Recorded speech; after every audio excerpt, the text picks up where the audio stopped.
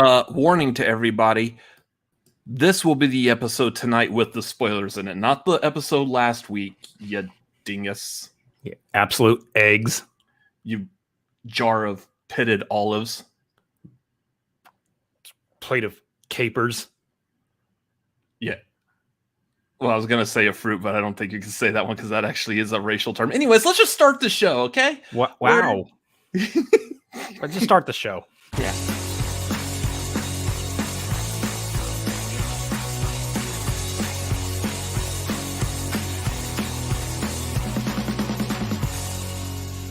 What's going on, everybody? It is Wednesday night. It is the Cinefanatics. It is the Tagline. It is just it. It is the way it is. I'm Robert Adams. I'm Chris Adams. And we're going to talk about some movie news and stuff and blow your freaking minds.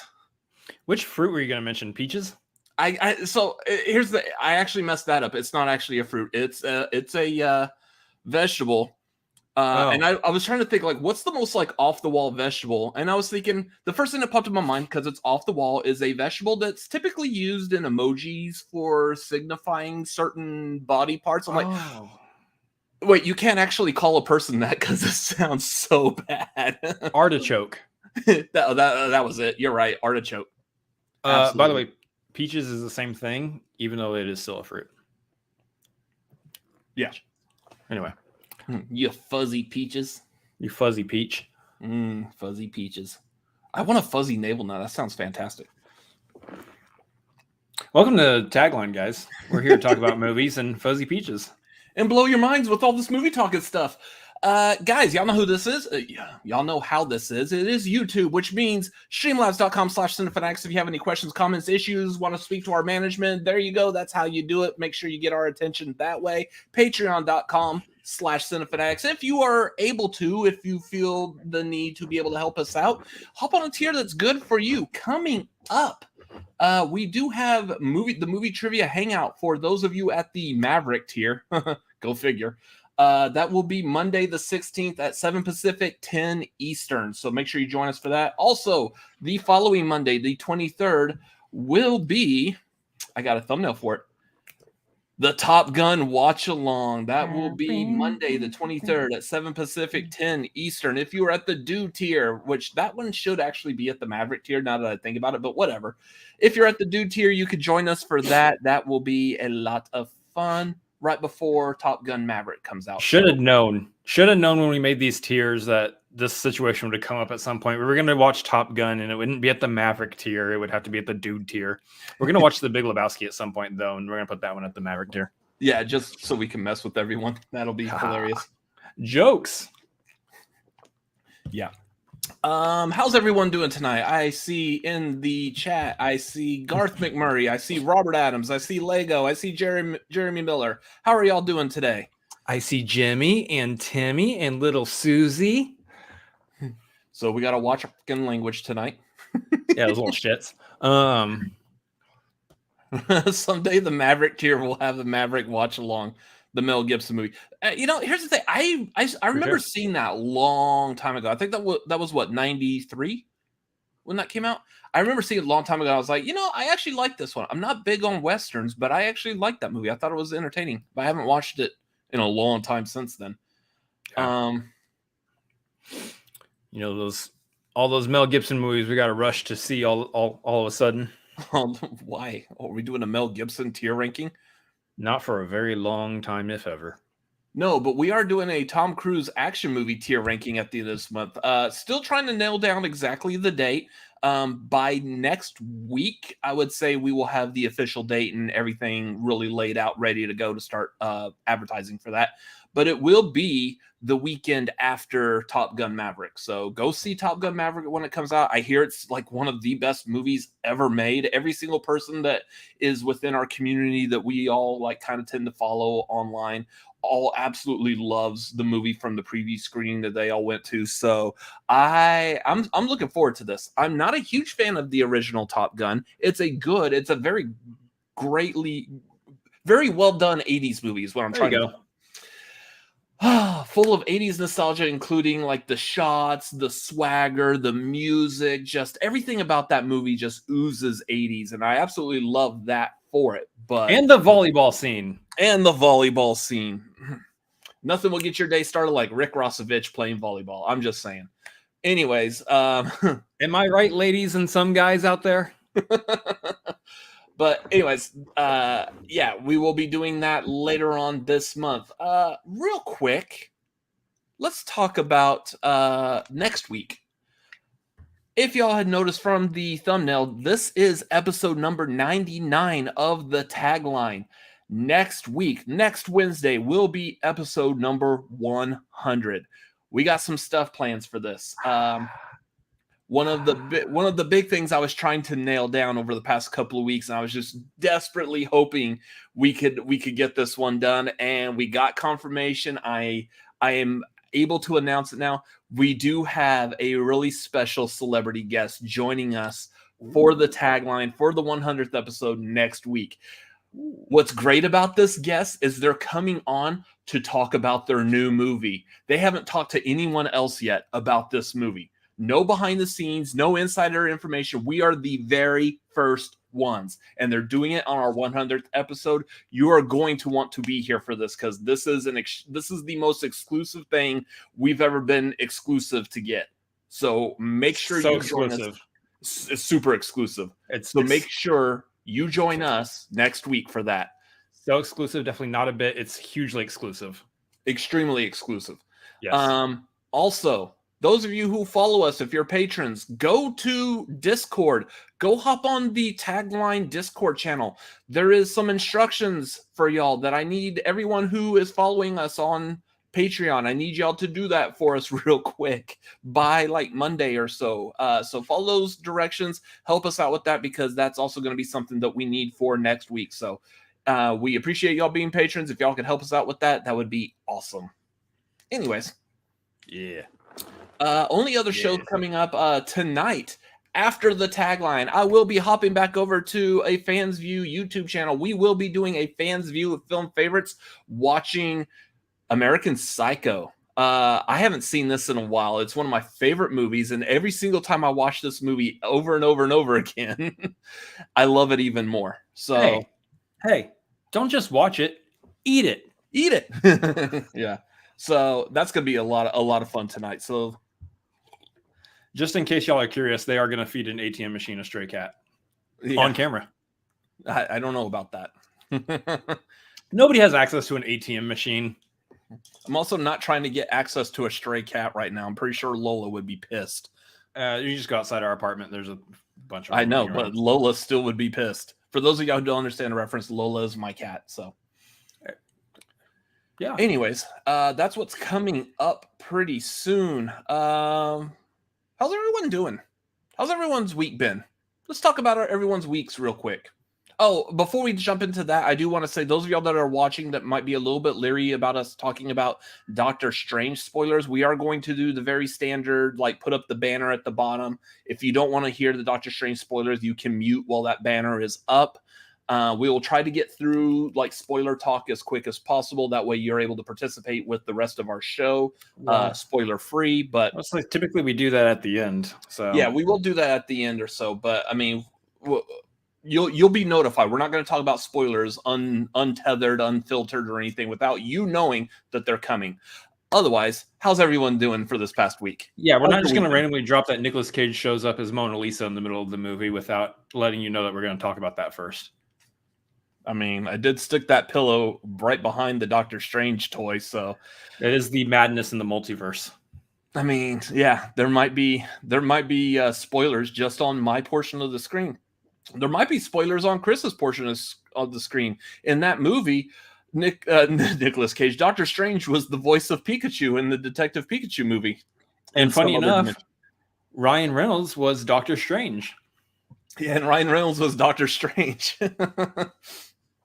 Right now, Marvel is like watching this and going, why didn't we think of any of this ourselves? Oh, that's right, because they're stupid ideas. Needless to say, that Doctor Strange still has a problem with Hugh Jackman's Wolverine. So, Wait, that's a real spoiler. Calm down. No, I'm just kidding. So my guess for celebrity guest is Paul Preston talking about his cameo as a Las Vegas Elvis in the movie Align. Interesting. I mean, could be, or it could be something dumber than that. I don't know. Who knows? We do, but we're not saying. So join us next week for that. That sounds like a really cool thing. Yeah. Anyway. Oh my gosh. I can't wait till next week. That was I feel like some of the stuff as it's building up is going to be a lot of fun. So how was your week, Chris? It's all right. You know what? I needed physical therapy. I got physical therapy yesterday, and I feel better today than I have the last 2 weeks. So riding that roller coaster, and we're somewhere in the middle, I guess, now. But otherwise, doing pretty good. For the last time, an enema does not count as physical therapy. That's just says you. that's just a good time by anyone's standards. I'm just saying. Oh, you said enema. I was thinking suppository. I mean, if you're in a pinch, whatever. If you're in a pinch and you really need to pinch, never mind. That was dumb. That was so dumb. Anyways, my week's been okay. Same old, talking to customers during the day, hearing complaints and issues, yada, yada, yada. I can't wait till I can start like really telling people like exactly like how they should interact with certain like customer service agents. Since I still work for a customer service place, I really can't say anything, but I was like, there's definitely some tips and tricks that I could give people that would kind of help you out. And acknowledge that the person you're talking to can't do a damn thing for you. But I mean, there is definitely some things I could do, but if you're gonna act like an ass to your customer service rep, they're not going to. So stuff like that, I would love to be able to give tips and tricks and stuff like that on some of these things, but yeah, can't. So, so first of all, before we dive too deep into anything else, let's talk about that last episode of Moon Knight, right? Oh, never mind. Yeah, so that's one thing I do kind of want to put out there.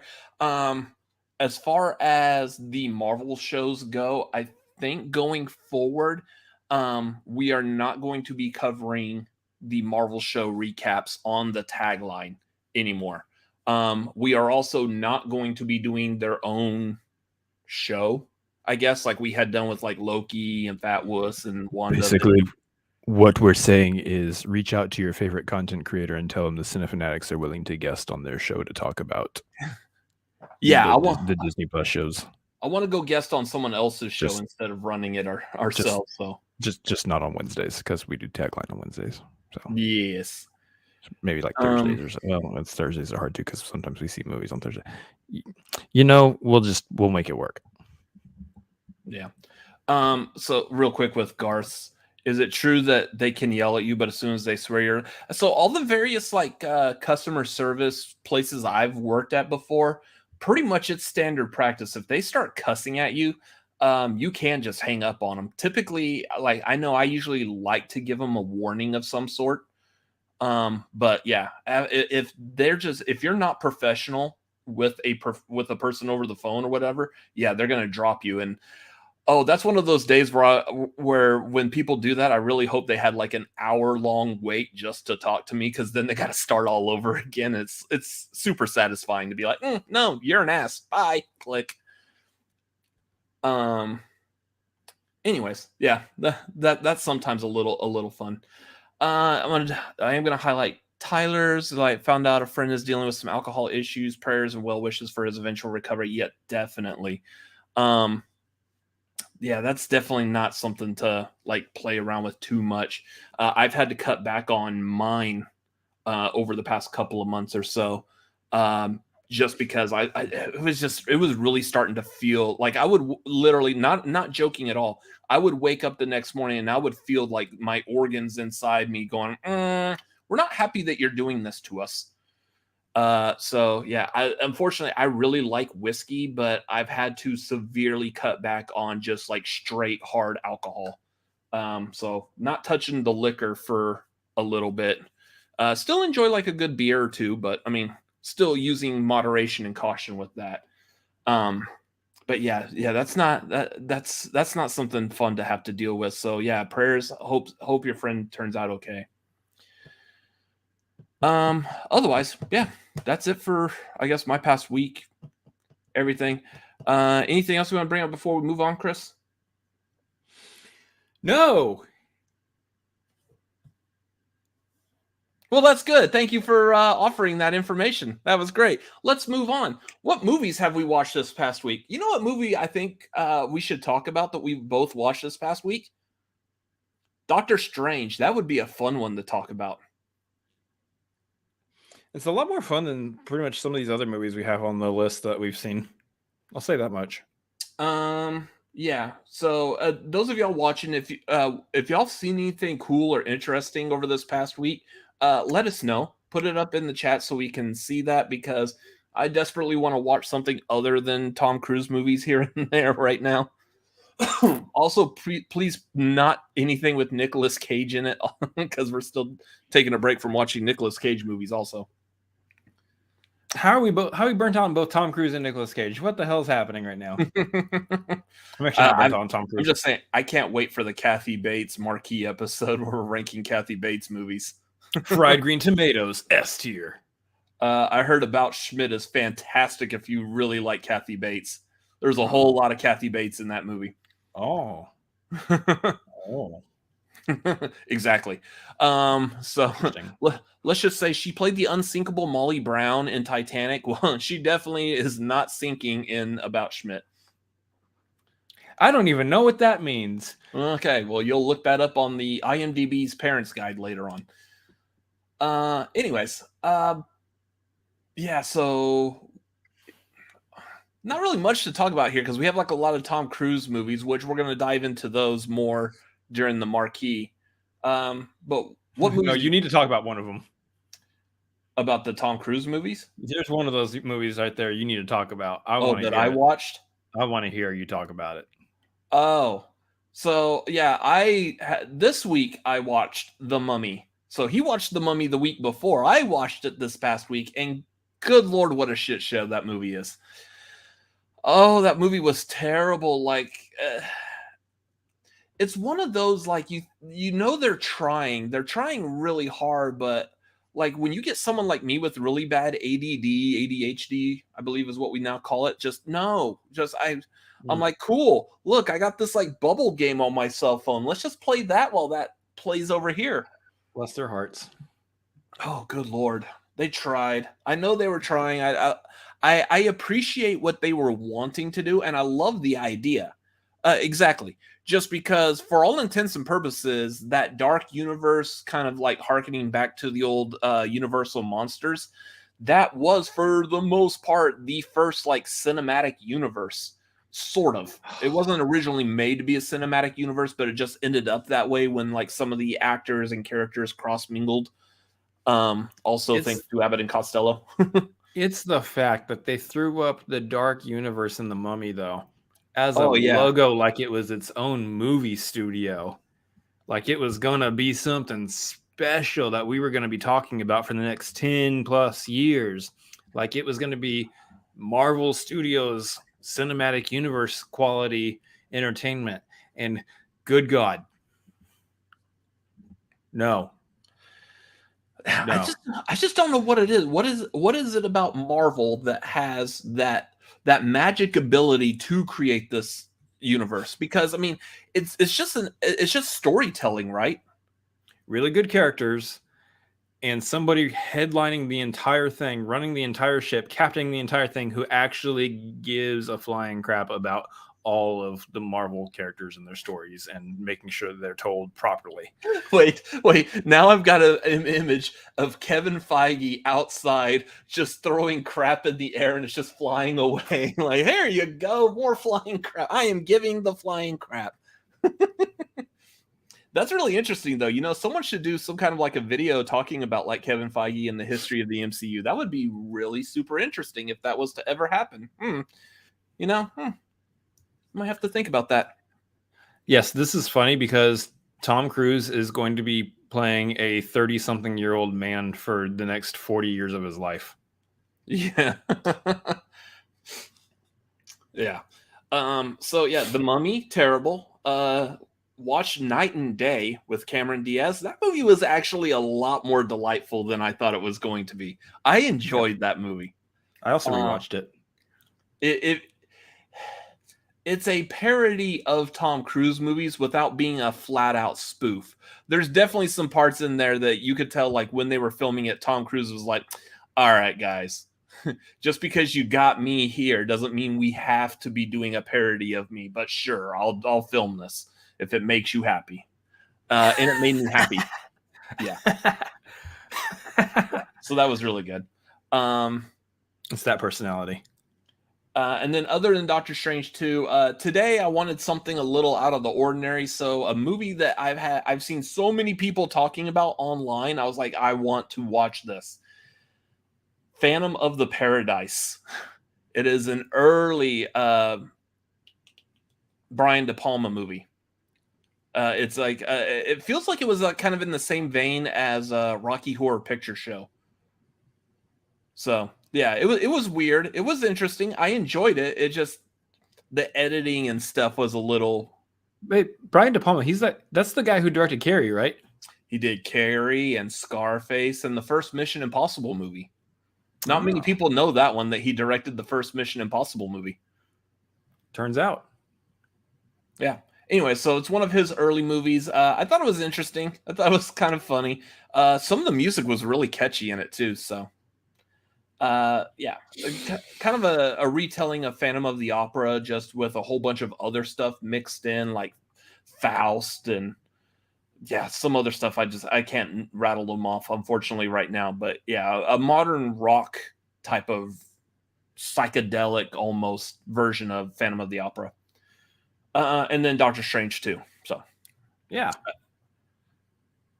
I see Garth is saying that he rewatched The Gentleman, Wrath of Man, two great latest Guy Ritchie movies. I need to see Wrath of Man. And I still need to watch The Gentleman. Yeah, you do. So what's funny is I need to watch The Revenant. That's great. One of these days we will swap our namesake movies and watch them. We should do we should do an entire like watch along live stream where we're just back to backing them, double feature, The Gentleman and The Revenant. Ooh, that might get a little long in the tooth when we get to The Revenant, because that movie kind of drags for a bit. Let's do it first. Oh yeah, okay. Yeah, Night and Day. Most of Night and Day was filmed in the Boston area. It looked like. Let me see. What else do we got? Oh, did you want to talk about the one new movie you did watch besides Doctor Strange? Yeah, last night I watched The Last Samurai. Actually, a really good movie. I actually really enjoyed it. We will talk more about that, though. I mean, I'll give more thoughts and opinions and how I feel about that movie come the marquee. But for the most part, I actually liked it more than I thought I would. So there you go. The Last Samurai. It's on Netflix. Y'all should check it out if you haven't, for some reason, seen it. It's from 2003, so you know. Here's a thought, and I'm going to go ahead and share this thought like live. What if we were to do? What do you, Chris? What do you think? And people watching, what do y'all think if we were to? Last Samurai's filmed in my backyard. Oh yeah, okay. I was like, wait, literally in your backyard? Like, did you have to sign off on a waiver and move the pool slide and stuff? Yeah, New Zealand got it. What if we were to potentially release like the list of movies that we're planning on ranking for the marquee? Instead of making it like a surprise, we're going to talk about this movie. I mean, like this one, obviously, we're going to be ranking pretty much all of Tom Cruise's action movies. What if we were to release that at least to like the patrons or so That way, if you want, you are free to catch up on watching these movies as well, so you can voice your opinion instead of like, say, if we get to doing that and we're like, all right, let's rank The Last Samurai, and you're gonna be like, I haven't watched it. This is actually something I briefly brought up on my Twitch channel, twitch.tv/ChrisAdamsMLP, as I've been sitting there playing video games, hanging out with everybody in the chat. There it goes. Yep, there's the link. Was that might actually be something that we'll do, because I was really heavily considering that. Giving something else to that $5 tier besides just the watch along, you can also hop on there and see all the movies that we're gonna talk about and rank for Marquee. So in case you miss any, you gotta catch up. You know exactly which movies to catch up on to be ready for when we do the ranking. I like that as an idea. Yeah. So the way I was thinking it is every time we do a Marquee episode, at the end of the episode, we'll reveal what next month's Marquee is going to be. As we're currently doing them once a month right now, that will probably pick up when we have more freedom to stretch and do more in a given month. But for right now, we would reveal what next month's Marquee is, and then reveal the list of movies on Patreon that everybody will be able to follow along with. Sounds like a good idea. So let's do that. Ooh, can't talk, can't breathe. That's the end of the show, y'all. Good night. Thanks for coming for the spoilers. They were real short. So moving on, real quick before we move on, I see no Streamlabs. So again, Streamlabs open, streamlabs.com/cinefanatics. Hop on that, send us something, just anything. That'd be fun. That'd be cool. Make it movie related or make it related about us. We'll shout it out. Was there anything else we want to talk about before we get into movie news? We are getting into the movie news quick tonight. Oh, yeah. Anything else we want to talk about? No, I think we've covered everything that we need to talk about before we get into movie news. Fantastic. Let's get into movie news. Ladies and gentlemen, good evening. This is what's happening in your world tonight. We apologize for the interruption. Back to you. What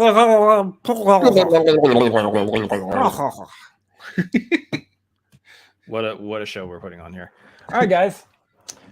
As we usually do for movie news, we start off with some of your box office roundup. Please tell me it got its ass out of the top 10. Please.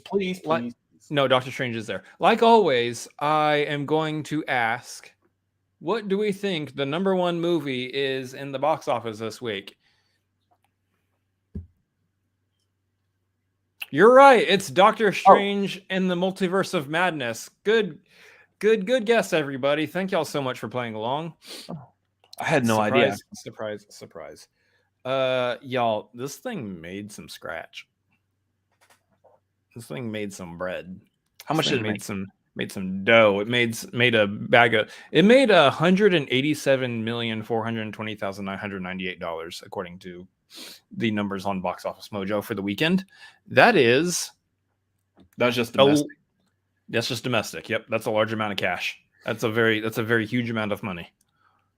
That is some of the most money that we've seen since before the pandemic started. So that's, obviously like Spider-Man had pretty good numbers too, but we're talking about the fact that these big blockbusters are back to pre-pandemic levels of box office draw, which getting butts in seats regardless of viruses. Putting butts in seats. I love it. I love to see it because we love the theaters getting supported here. Hopefully everyone's staying safe though when they go to the theaters, because there is still a virus floating around. Probably will be for the rest of our lives, but hopefully everyone is staying safe and protecting themselves, getting their shots and doing what they feel like they need to do to stay safe. So here's the thing with that real quick, just a quick side note. I do feel like I get worried, especially when creating the thumbnails for Tagline every week. Like there's usually some kind of Marvel something on the thumbnail. And I wonder if it's starting to look a lot less like a movie channel and more of like, this is just a Marvel fanboy channel. I want to make sure everyone understands. I feel like this goes without saying, but just in case if anyone is tuning in, watching this later, you may not be like big on following actual movie business. You just enjoy watching movies. It's numbers like that. When Doctor Strange comes out opening weekend and puts up those kinds of numbers, obviously people like it. And so therefore we're going to talk about them. I mean, there's a big Marvel movie out. What am I supposed to go talk about? Like some like movie that just went straight to video? No, we're not talking about that. We're going to get talking about these Marvel movies so people come and watch and add, and we're going to get talking about them. We all share in the feelings and opinions and emotions of these. So yeah, if you see any movie YouTube channel, you're going to notice a lot of them are talking about Marvel movies constantly. They won't shut up about them. Also, I want to be very clear about something. We are Marvel. We are Marvel fanboys too. I like DC also, but just I like it when they make movies that I like. I also like it when they pay us more than Marvel, and they haven't been doing that. So you know. Tori, you don't get paid by Marvel? Not enough. Please send in a Streamlabs, guys. Garth says, include more Paw Patrol in your thumbnails. Hell to the no. Here's the thing. Here, I will put this out there. Next week is the 100th episode of the Tagline. If we get, well, let's think of an amount here. If we get a certain amount, I will stick Paw Patrol on that thumbnail for next week. $10, guys. If we get $10, we'll put No. You're gonna pay more if you want to see this Paw Patrol on the thumbnail. I want to see more than $10. All right. What's $11, guys? $11. We get $11. Pass. $10.50. What's a good amount that we should say for that? Like, you want to throw like $50, or do we want to go higher? Or if we get to 200 total in this stream, not everybody has to pay a total of 200 themselves, but I don't know. It's so ridiculous. Well, how about this? It's the 100th episode. Let's make it $100. Not necessarily in this stream, but by the time I typically work on the thumbnails, let's say like Tuesday night. If by Tuesday night I see that we have received $100 in Streamlabs starting now through this next Tuesday night, I will stick Paw Patrol on the thumbnail for next week. That's a pricey pup. That's a pricey pup. How much do you want? I will double it. Malcolm, if you do 200, I will stick 2 Paw Patrols on that thumbnail. If we get like $1,000, I will stick 10 Paw Patrols on that thumbnail somewhere. It's our 100th episode, and the entire thumbnail is it's our 100th episode with a background of Paw Patrol dogs. I mean, I already have an idea of what the thumbnail for next week's going to look like, regardless of what movie news, because we're still going to cover movie news and stuff. Like, the movie news doesn't stop just because we're having our 100th episode. I hope. Please release the movie news. It probably will. It probably will. You know, we have all this pull in Hollywood here in Austin. But yeah, if for every $100, at least if there's $100 between now and then, I will put Paw Patrol on there. Someone called Jake Iacovetta to help make Robert have to stick Paw Patrol on the thumbnail. That's great. But yeah, by next week, that's the goal here. Anyways, we'll see if we're gonna have any Paw Patrol on the thumbnail next week. That's fantastic. So, box office, guys. Yeah, going back to the box office, let's hear about someone else making money besides us. Yeah, so the number 2 movie in the box office this week was the number 1 movie last week, which is The Bad Guys. Pretty much everything just got shifted down, y'all. Just make room for Doctor Strange. Everything else shift down. That means Sonic the Hedgehog 2 is at number 3. Fantastic Beasts: Secrets of Dumbledore is at number 4. And Everything Everywhere All at Once, surprisingly, staying at number 5. Did not shift. So I think something is happening here. I'm guessing that Doctor Strange, people did the double feature. They went Multiverse of Madness, other multiverse movie. And they just did them back to back. And that's why it stayed at number 5. Maybe. I don't know, but it makes some sense. Yeah, there's a thing. So here's the thing with that real quick is, have you noticed, like, when movies get released, they typically get released with like the same kind of subject matter. Like, you remember when Twilight came out, we were in like a massive vampire craze. And then there was like a zombie craze, like around like World War Z and Warm Bodies. All that came out roughly at a time that like zombies were all the rage. Walking Dead was popular on TV. I'm wondering if we're like in that now with multiverse stuff, which for the most part, I feel like is really being propelled by Marvel. Pretty much ever since, like, was it Spider-Man No Way Home? Oh, good Lord, Garth. Well, we've got a Paw Patrol that's going to be on the thumbnail already. Gar says, have a great 100th episode, even if I won't be on.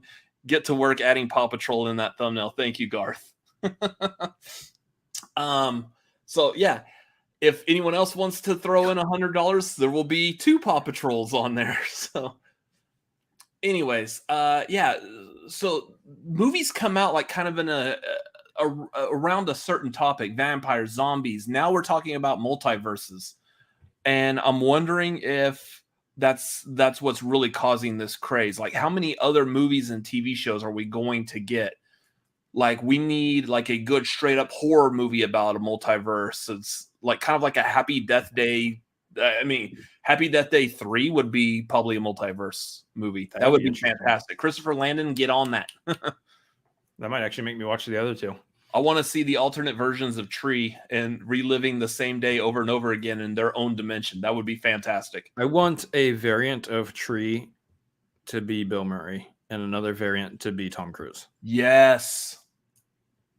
If they could get Jonathan Silverman from 1201, that would be fantastic. I doubt it, but that would be the multiverse movie right there. I'm game for it. Yes. Malcolm. Right. Malcolm's saying he's waiting for a Star Wars multiverse movie or TV series. You know, it could happen. I don't know how quickly, but there's a storyline in the show Rebels, the animated show Rebels, Star Wars Rebels, that they could utilize. I think it was called The World Between Worlds or something like that. Something to that effect. That they could probably utilize for like a multiverse story in Star Wars, but I don't know. I'm afraid that might get kind of convoluted, but we'll see. See if they ever touch that. Anyway, let's get back to the box office. I do want to make an edit real quick of showing what was her name in Everything Everywhere All at Once? Is it Evelyn or something like that? Yes, Evelyn. I want to show her like traversing the multiverse at the same time we get that shot of Doctor Strange in America going through, like that shot of Doctor Strange's face turning into cubes and stuff. I want them to pass by each other. That'd be hilarious. Let's see if I can make an edit of that real quick. Somebody make that clip. Okay, so box office. Let's finish off this top 10. Number 6 is The Northman, which is at number 4. So that actually skipped from its position down to underneath Everything Everywhere All at Once. So interesting. Number 7 is number 7 from last week. It's The Lost City. Number 8 is The Unbearable Weight of Massive Talent. Number 9 is Memory.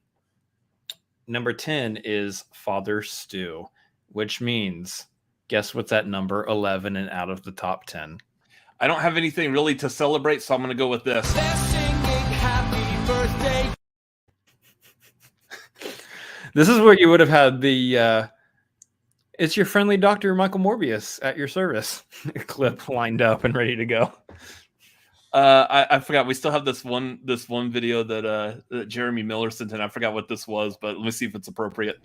Precious. I mean, kind of. It's like precious that my top 10 no longer has Morbius in it, but sure, that works. What has become of this show? Thank you, Jeremy Miller. So yeah, Morbius is not in the top 10, so we don't have to talk about it next week at all. So there you go. God, I know. I'm starting to see like Sony Pictures on Twitter is starting to post like, "Hey, Morbius is available for streaming," and I quote tweeted one. I was like, "Please don't watch this. Forget this movie even exists. Just stop watching. Don't give them any more money." Even if you get it for free, it's costing you time. Yeah, I would say like even if you're the type of person that like the only way you have to watch movies is to pirate it. Don't even pirate it. Not necessarily because pirating is wrong, but also because just don't do it. Just you've mentioned that before. Yeah, just don't pirate the movie either.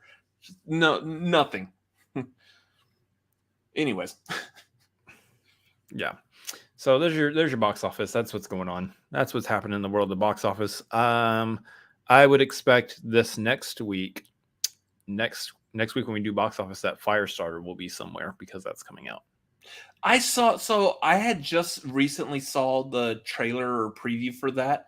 And I hadn't seen, I had heard of it coming out, but I hadn't seen anything until just this past week. That looks terrible. I think it's It like does the not biggest look good. release coming out this next week. So It does not look good at all. Now, here's the thing. That opinion is just based off of watching that trailer. I have not seen the original, in which case I really need to watch the original Drew Barrymore Firestarter. But this trailer, this commercial, it looks awful. Like I don't see anything. I know. Now we've all got this stuck in our head. Twisted Firestarter. Twisted Firestarter. Jeremy, I forgot about that video. And we didn't. We still had it. Well, we forgot what you said, but we still had it in there. Forgot what we did it for. Yeah, I forgot what we did it for, but it was still like lined up for me to click on. So I was like, why the hell not? I'm in the mood. So yeah, that looks awful. Just Firestar will also be on Peacock as well. So it might not actually open in the top 10, but if it does, I'm expecting it'll probably open in the latter half of the top 10, 5 through 10 somewhere. Here's the thing, like I haven't watched it. There's a couple of horror movies I have not seen still that would impress anyone who is like, oh, Robert's a big, huge horror nut. Yeah, I haven't seen that. But anytime a question about Firestarter pops up, like whether like Schmodown, FCL, I'm always going to get it. Drew Barrymore. Firestarter. Name the 2 movies that Drew Barrymore was in like 1981, 1982 or something like that.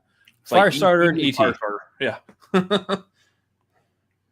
So, Firestarter's on Peacock, so that could impact the box office. Yeah, even if it wasn't on Peacock, I don't think it's going to do that much of a dent on the top 10, especially because I fully expect Doctor Strange is still going to be holding on to that number 1. So, absolutely, 100%. Did you say anything about the Nicolas Cage movie? Unbearable Weight of Massive Talent? Yeah. Yeah, it's at number 8. Okay. I don't know. I must have checked out on that number. I don't remember hearing you say it. Dropped from 6 to 8. Yeah, you were just holding on, waiting like, please don't have Morbius in the top 10. Please don't have Morbius. No, all I wanted to hear was about Morbius. Yeah. Okay, so let's move on. This past week, with Doctor Strange coming out, we've also gotten the first trailer for Avatar: The Way of Water. Disney Synergy!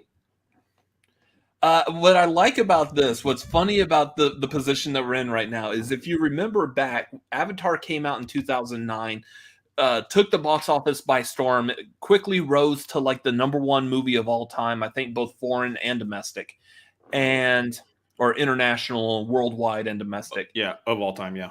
And then Avatar 2, moist. I don't like that. Yeah, I would say that it's like one was 81, one was 82. Anyways, I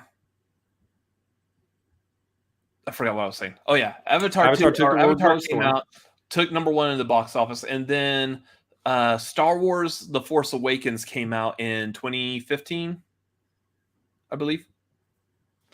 Yes.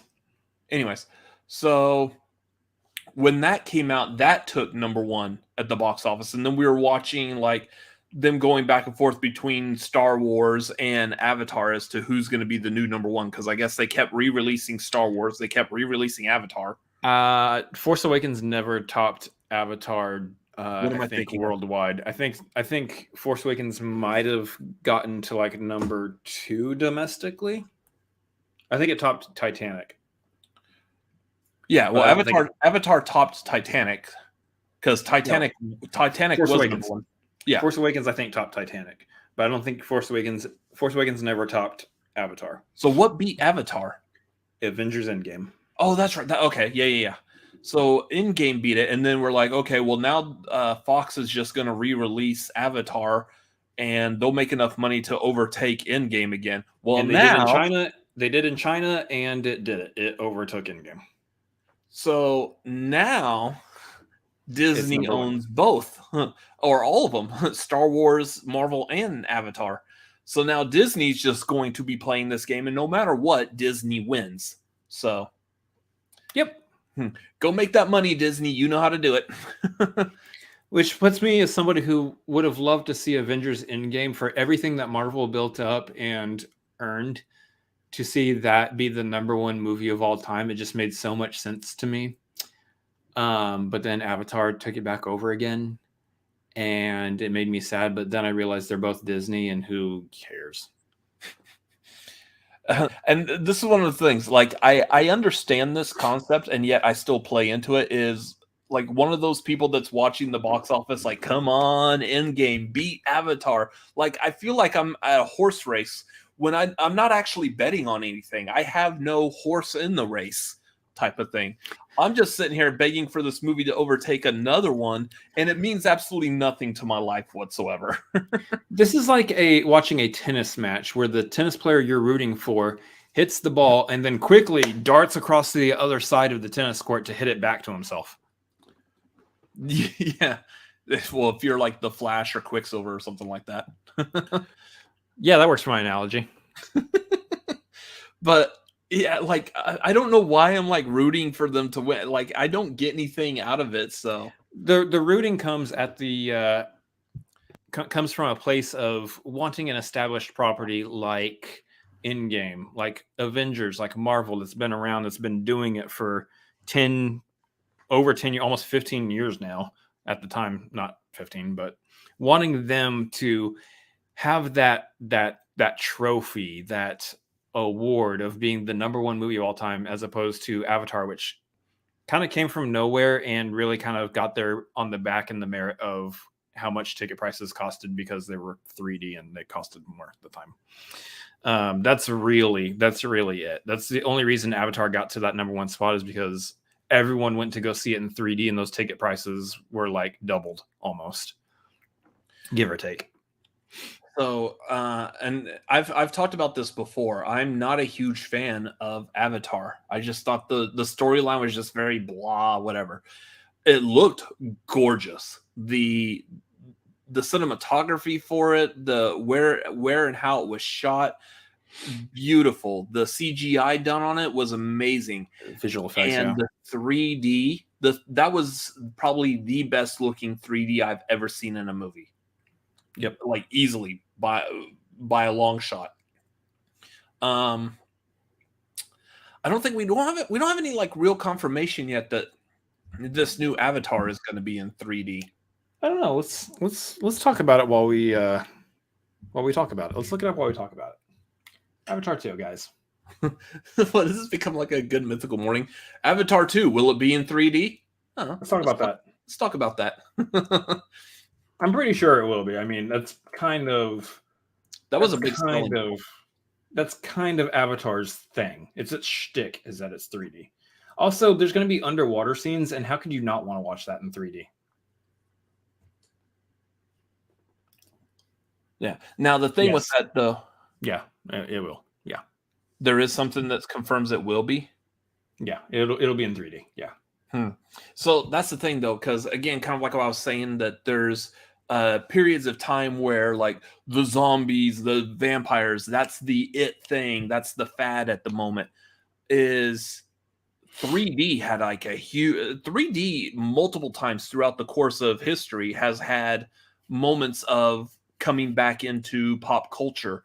Like long time ago, we like the 3D that had the red and blue lenses, and then we moved over to other 3D.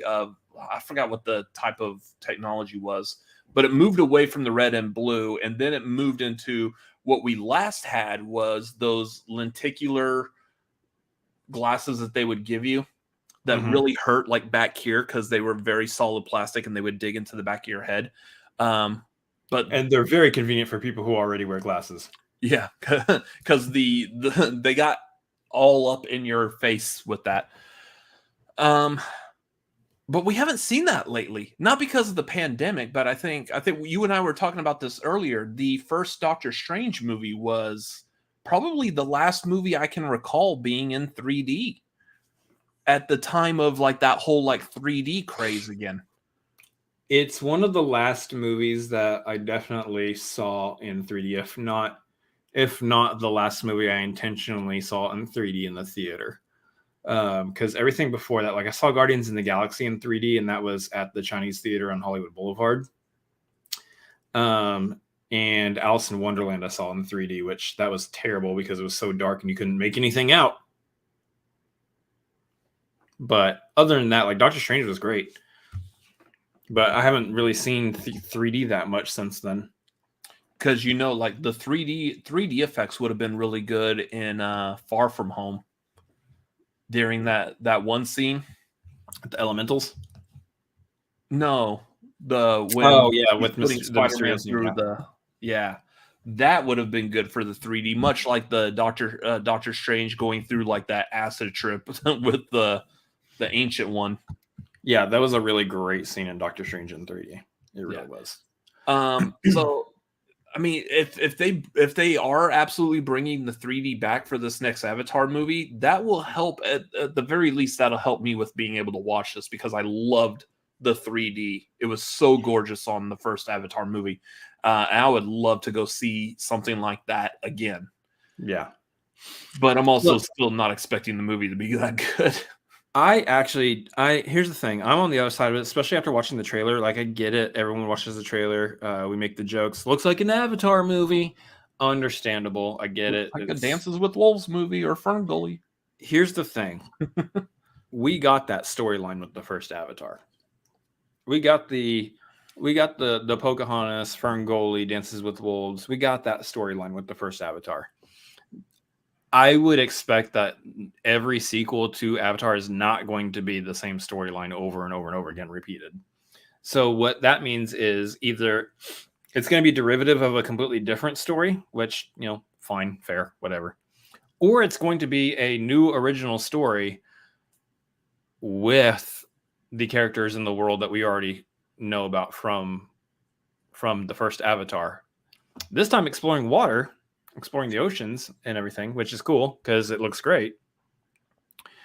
But I actually do have some higher expectations for this now, especially after seeing the trailer and saying like the visuals, once again, one of the best looking movies I've seen in a trailer form so far.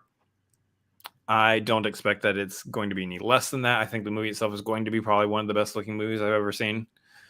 I do hope that the storyline keeps up with it, but I don't really expect it to be derivative of anything. I think we're actually, now that Avatar is its established world in and of itself, we're going to be able to expand on some lore and go into different areas and explore different things that, if done correctly, and I kind of do actually still trust James Cameron to do stuff correctly, especially if he's this passionate about it.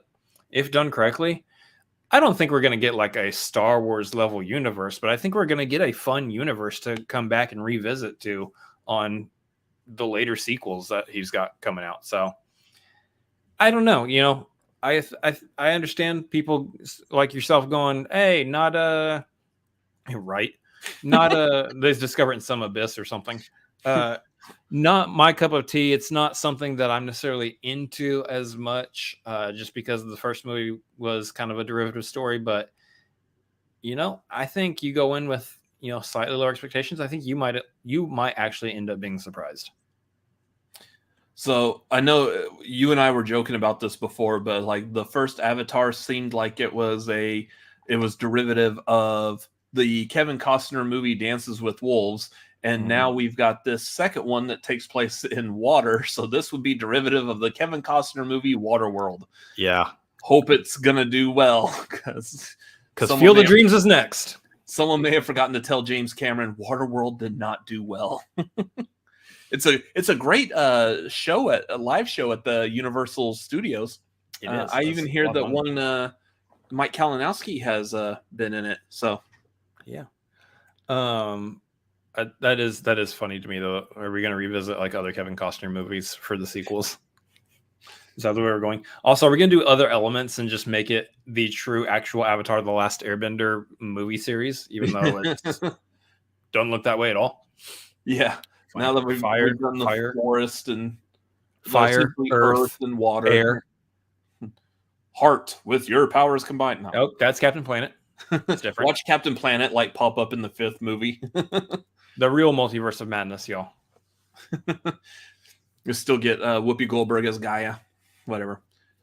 That's a reference of Captain Planet and the Planeteers for all of you who are around the same age as me and understand that reference. Is that Star Trek? What? Did Star Trek just slide in there? What? What Star Trek? Whoopi Goldberg. No, she was the voice of Gaia. Oh. You're thinking Guinan. Come on. Like, that's not that far off. Like, I'm a complete idiot for thinking that. Really? Same person, same similar sounding name. One wants to protect planet Earth. The other one wants to get you drunk. Absolutely terrible. This is revolting. Do you want more? Yes, please. Yeah. Anyways. So, anything else we want to talk about with Avatar? Here's something I'm kind of curious with Avatar, with this new one. Are we going to see a repeat of the craziness that we got with the first one? Oh, yeah. I forgot I was going to look this up, and let me see. I'm curious because I do remember hearing about like people that were a little too passionate about Avatar not being available, or people not able to, I guess, live. They went off the deep end and kind of some of them there was rumors. I don't know where they substantiated. We can check Snopes, whatever, but there were rumors of people at that time kind of ending their own lives because they didn't live in the Avatar world and they couldn't handle living in the real world, which was absolutely kind of insane. As a storyline, the headline, that's kind of insane sounding. But I remember hearing that about that going around. Yeah, and I don't see anything on Snopes about it. Yeah. So I don't know. I'm hoping that was a very small amount of people, a very minority amount of people who did that, and not a large swath of people, because that's kind of a depressing story.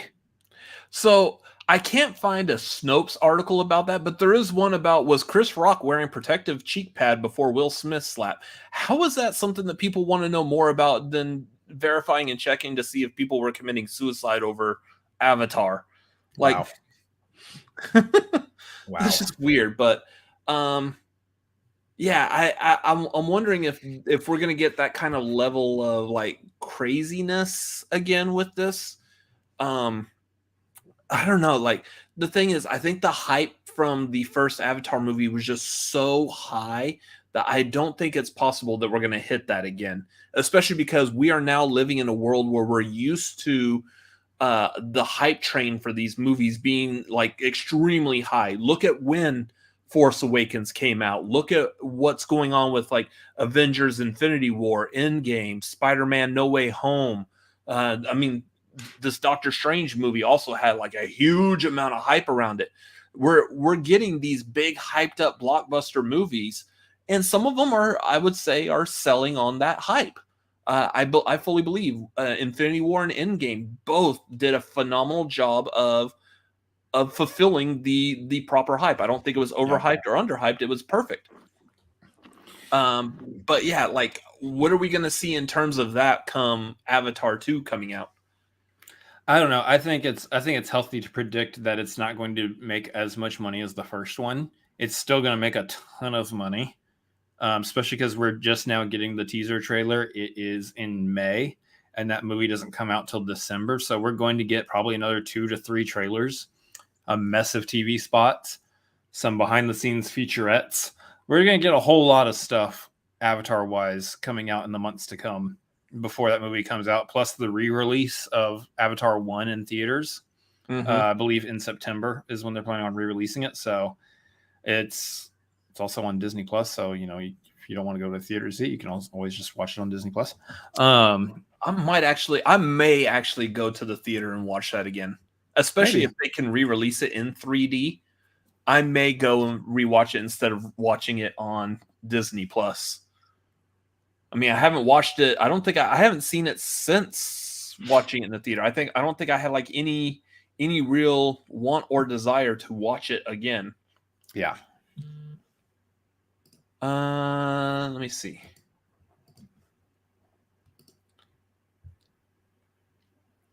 Audience experience Avatar blues.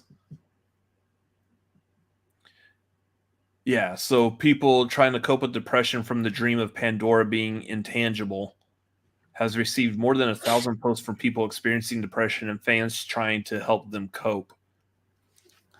Yeah, that's crazy.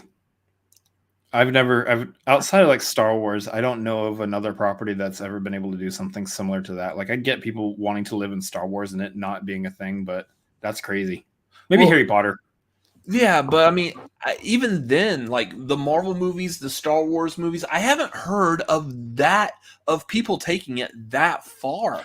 I mean, people have made the Jedi religion a kind of a real religion. So, oh, yeah, and Klingon's a real language in Star Trek. But I mean, yeah. to get to the point where this movie affects your mental state on a constant daily basis like that, especially with something like depression, like I've never heard of any other movie doing that. And what's weird is at the time Avatar came out, even though like kind of we're saying it's derivative of these other movies, it was an unknown IP. I could understand if people were like passionate after watching like Harry Potter, Star Wars movies that they come from something that we already know about, whether it's a book or a previous movie series or something like that. We've existed in their world for a while now. But the Avatar wasn't anything before Avatar came out, except Dances with Wolves and Ferngully. But even then, people weren't that passionate about those movies either. So yeah. What is it about Avatar that made people like super passionate? It was pretty. I guess. He's like a pretty movie.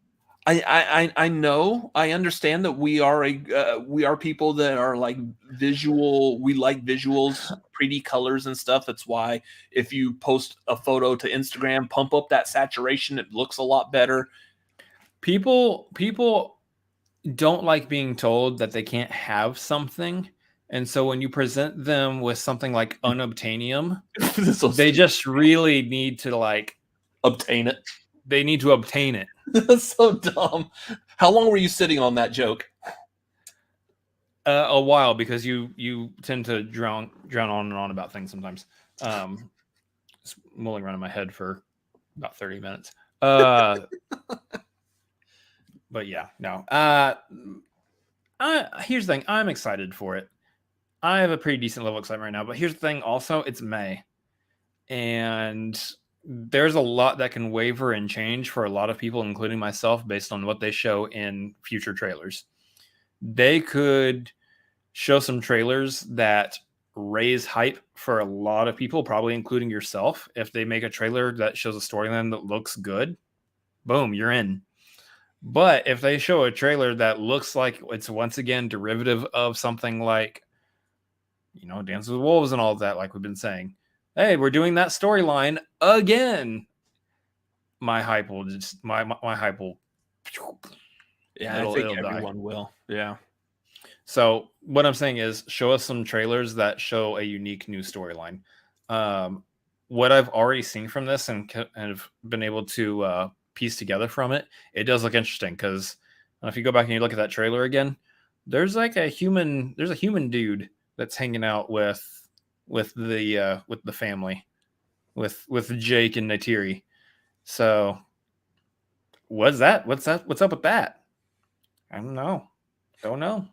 Ooh wee. They're gonna make it derivative of the good dinosaur, aren't they? This human male is gonna be God of all the movies to pick. Oh, anyways, as we were talking about this, I do see that we had Joey's popped up in here. Vernon, again, we'll be joining Vernon tonight here in a little over an hour over on the Fans View watching What up? American Psycho. What up? And then Danny. Hi, friends. Hi, Danny. Hey, how's it going, Danny? So, I don't know. Anything else we want to talk about with Avatar? It looks good. I want to splash around in that water. It does look pretty. I mean, especially because we're in Texas. You go over to the Gulf of Mexico to the ocean, and it looks like mud. Looks gross. Nasty. I will say also real quick, the song that plays during the trailer, I want a full version of that song immediately. I think it might be the theme of the movie. And if that's the case, if that's what the entire soundtrack to the movie sounds like, that's going to be a killer soundtrack, because that is some peaceful ass shit right there. Peaceful ass shit. Yeah, I said what I said. But why did you say it like that? For this reaction. Good job, sir. You did good. Well thought out.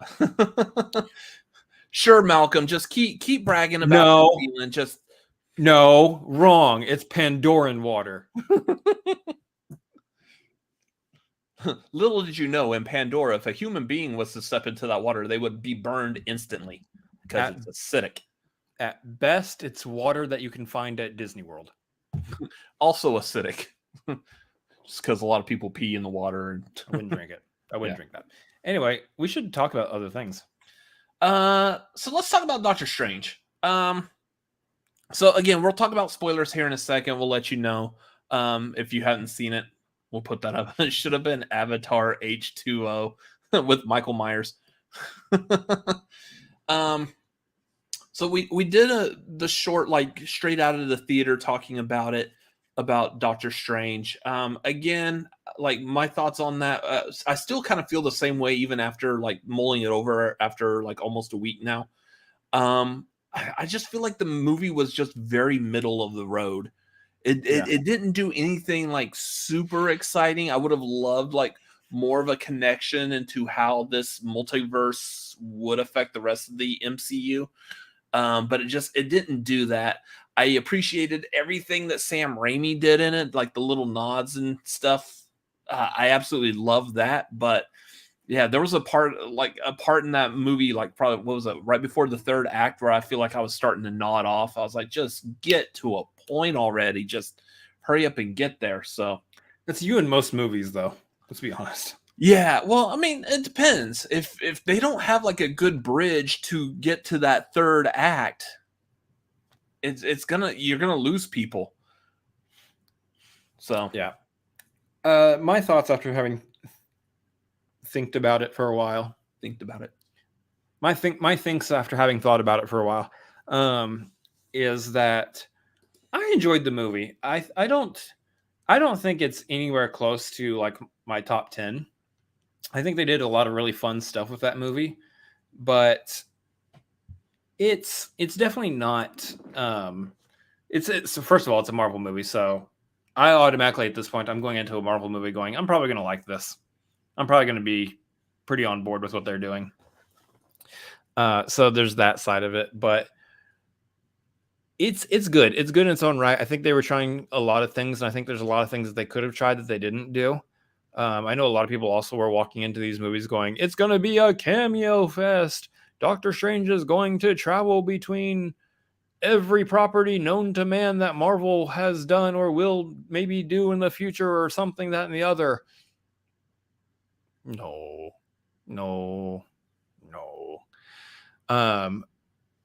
But that being said, what they did do was a lot of fun.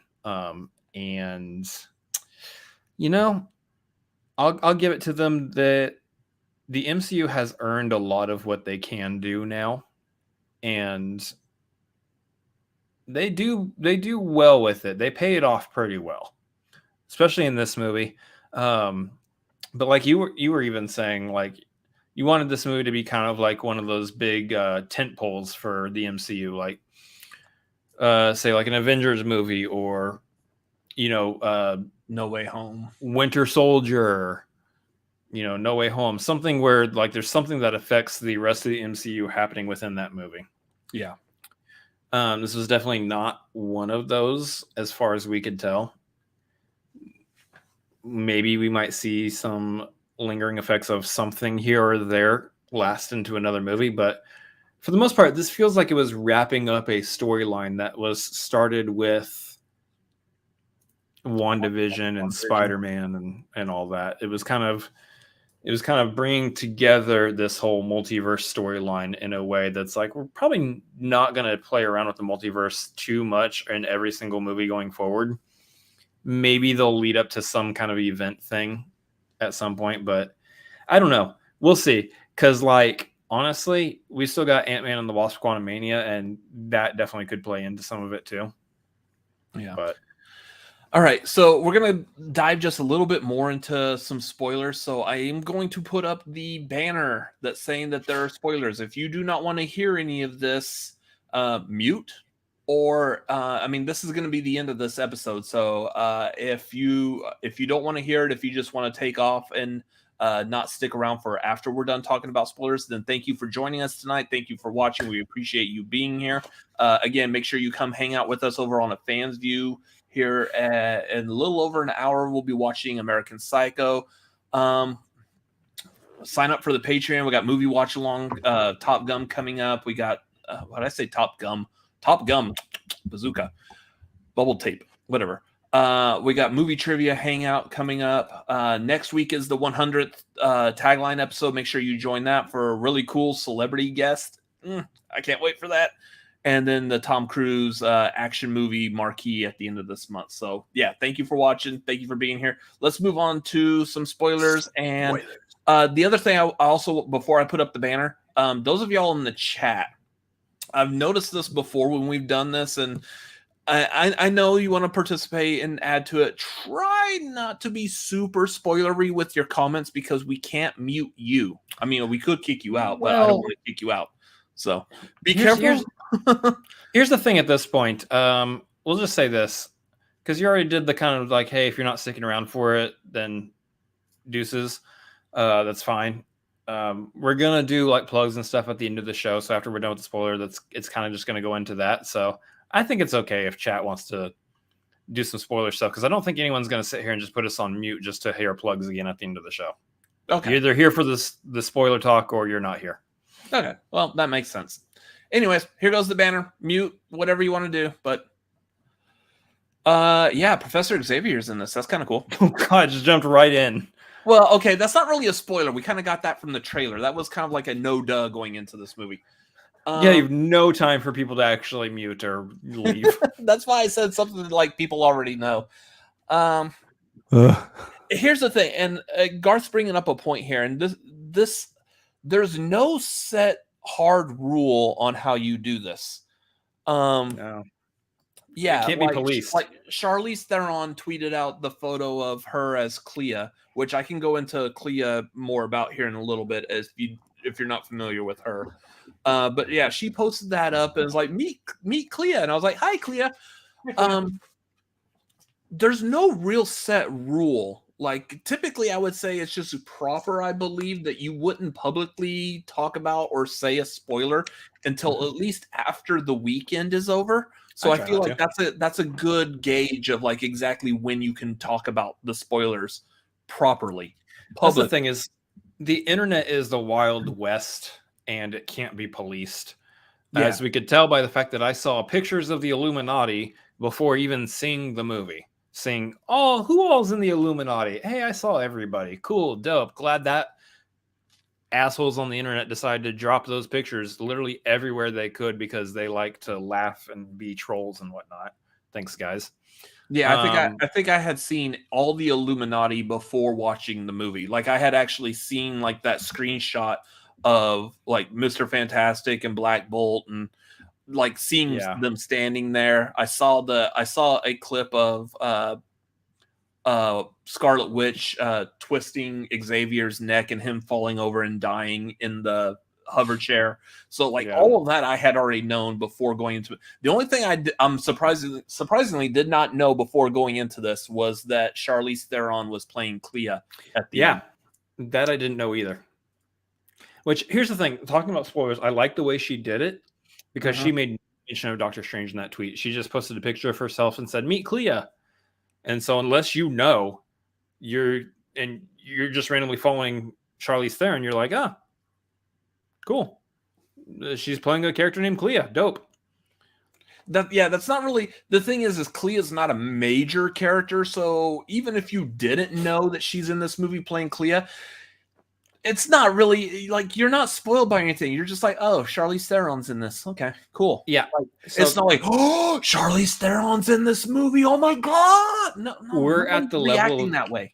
We're at the level of the MCU now, where I know people have joked about it, where so and so pops up and goes, "Hi, I'm Doofy McDooferson," and Yeah, exactly. And I'm sitting here going, I don't know who that is. I'm just going to assume you're a character from the comics. Cool. Like I watched that. I don't know who Clea is. I am not that caught up on Dormammu's family. Which again, you'll talk about that here in a second. But yeah, for me, I was watching that going, oh, hey, look, Charlize Theron is in this movie. They casted Charlize Theron in the MCU, and we didn't know about it. Cool. Yeah. So yeah, stuff like that happening. God, what else do we want to talk about in regards to the spoilers for this? But see, that's exactly my point, Garth, is we're talking about major characters. So if someone like, if Thor's hammer pops up in a post-credit scene, or if Nick Fury pops up at the end of Iron Man, I know who those characters, who they're referencing. I know what's going on there. I didn't know who Clea was, and I know a lot of Marvel comic book characters. So when we say she's not a major character, saying for people like me and people who don't even know as much as I do, they're going, I don't know who that is. I will say it from the point of view of, I do know a lot about Marvel Comics. I know a lot of characters. I am aware of who Clea is. Yeah. Yeah, and kind of like what Garth is saying, she's Doctor Strange's wife for decades. Yeah. Generally, people don't know this though. Clea is like a DC list character in the grand scheme of the entire Marvel universe over the entire course from like 1962 when Spider-Man first appeared, Amazing Fantasy 15 till today.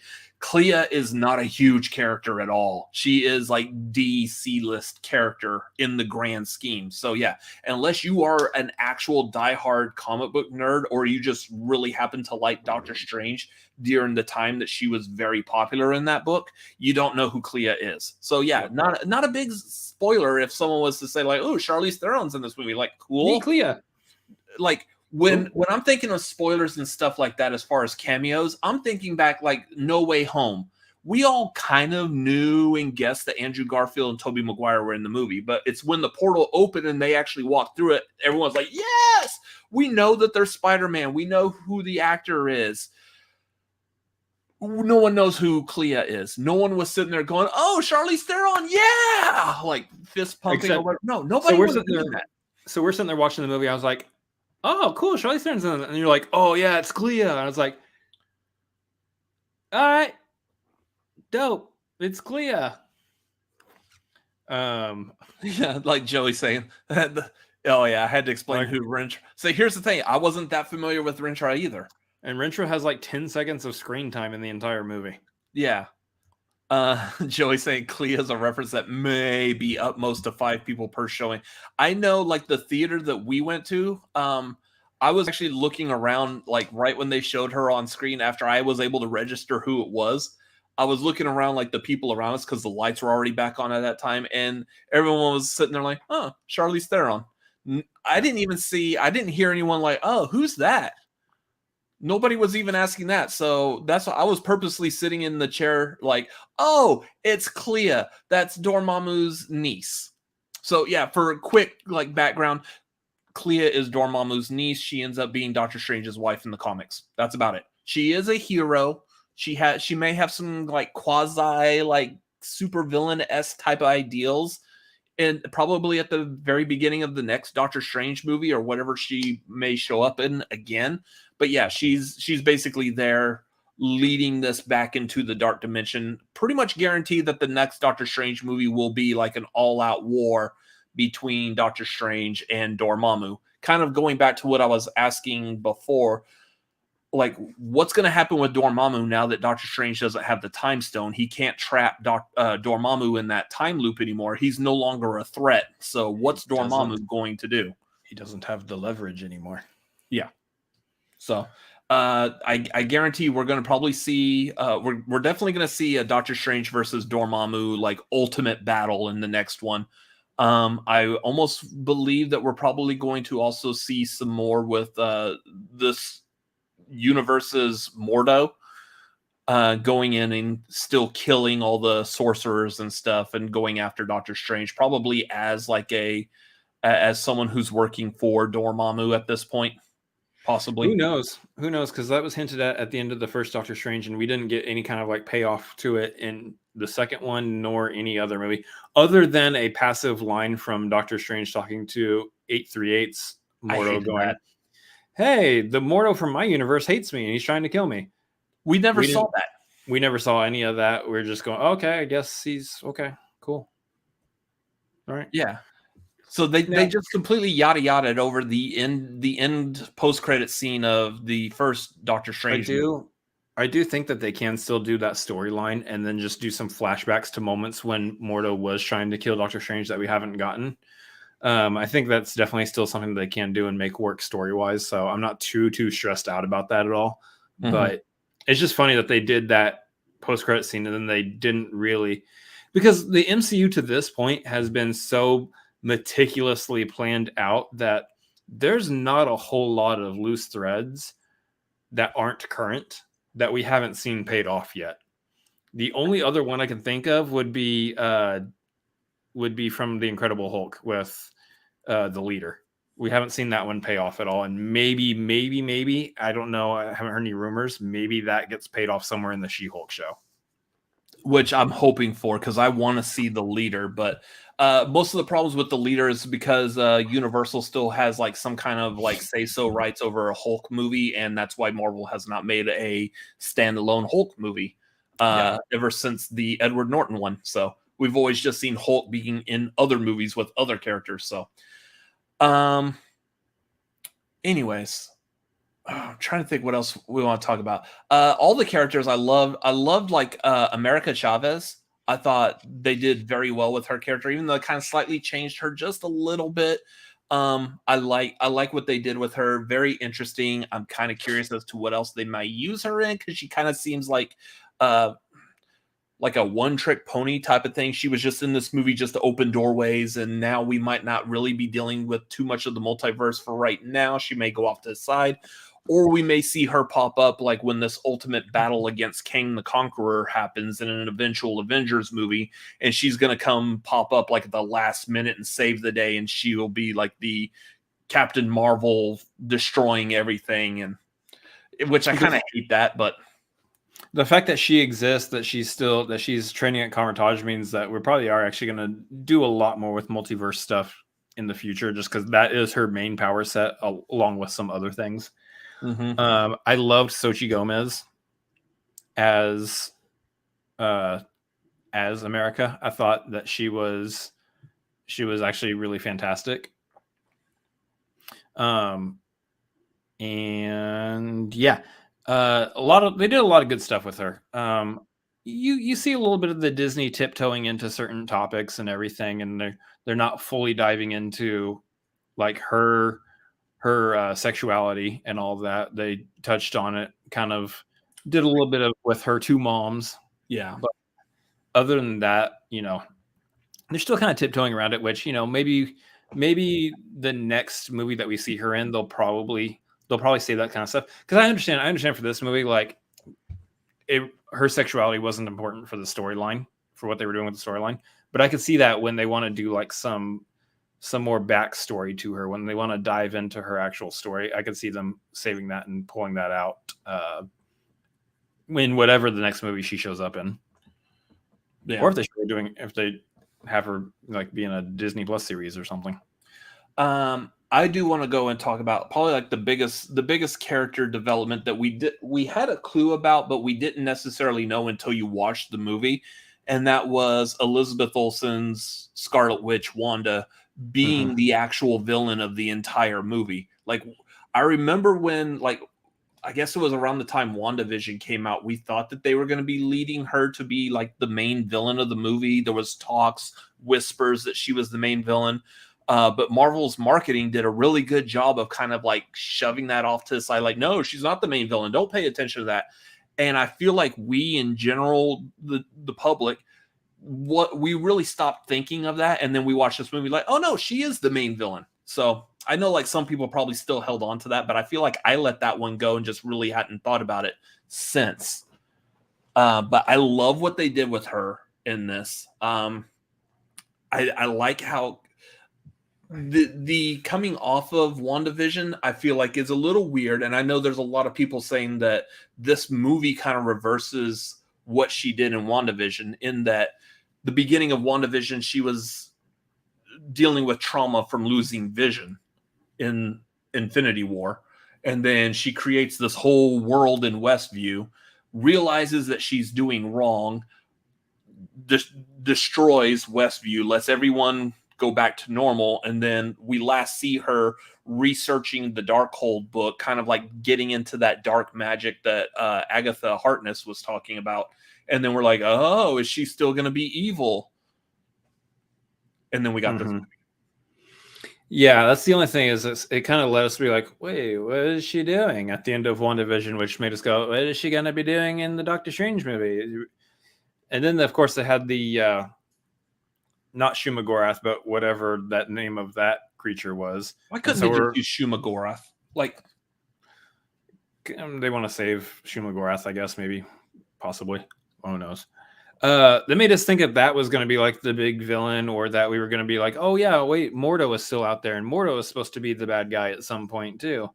So no, there's no shot that they're going to make Scarlet Witch the bad guy here. So whatever's going on at the end of WandaVision, I'm sure they'll flip that around, solve it right at the beginning of Multiverse of Madness, or it's not going to be that big of a deal. And it turned out that, yeah, they were hiding it pretty well. There's the one line in the trailer that made you think, okay, maybe she is going to be antagonistic, which was that you get to mess with stuff and everyone calls you a hero. I mess with stuff and I'm painted as the villain. That doesn't seem fair. But it's the way she conveyed it. She did it very playfully, like, I don't think that sounds fair, right? That doesn't seem fair. The way she conveyed it sounded very like somebody has like power over a situation. They're like, now that doesn't seem fair, does it? Death. Yeah. That's the way it kind of felt. So I think that was like our only real clue that she was going to end up being like the villain here. But yeah, so everyone's talking about the fact that it doesn't feel within her character to go from her redemptive arc that she had in WandaVision to killing fools for the sake of trying to get to her children that she created that apparently do exist in other multiverses, other universes. That I get it, but at the same time, I mean, this show did show us her messing with the Darkhold right at the end. So the show did tell us at the end of the show what was going to happen with her character going into this movie. So anybody who is really stuck on the train of it doesn't make sense for her. Well, no, I mean, the show told you it's going to make sense. The show told you right at the end, hey, pay attention. She ain't going to be too good going into Multiverse of Madness. So. Okay. And so, yeah, I see that there's talking about it's Gargantos was that creature that we were saying should have been Shumagorath. Couldn't use Shumagorath because it's part of Conan. Marvel can't use them. Okay. Interesting. But yeah, she did fantastic though. Like that was her movie. Like, yeah. I know it's a Doctor Strange movie, but that felt like, aside from the fact that she was the villain, so to speak, it was the Scarlet Witch movie. Scarlet Witch in the multiverse of I Want My Kids Back, featuring Doctor Strange. And real quick, talking about the kids, like it didn't look like they really aged like a day since the last time we saw them in WandaVision. Like, I would assume just went and filmed immediately. Yeah, I would assume that they shot like most of their scenes like back to back with WandaVision.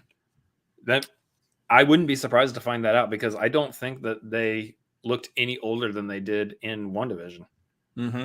I'm hoping though that now what we're doing is we may like have them and Wanda and everyone just kind of lay low for a little while, and eventually the kids will be brought back into like the real Marvel universe.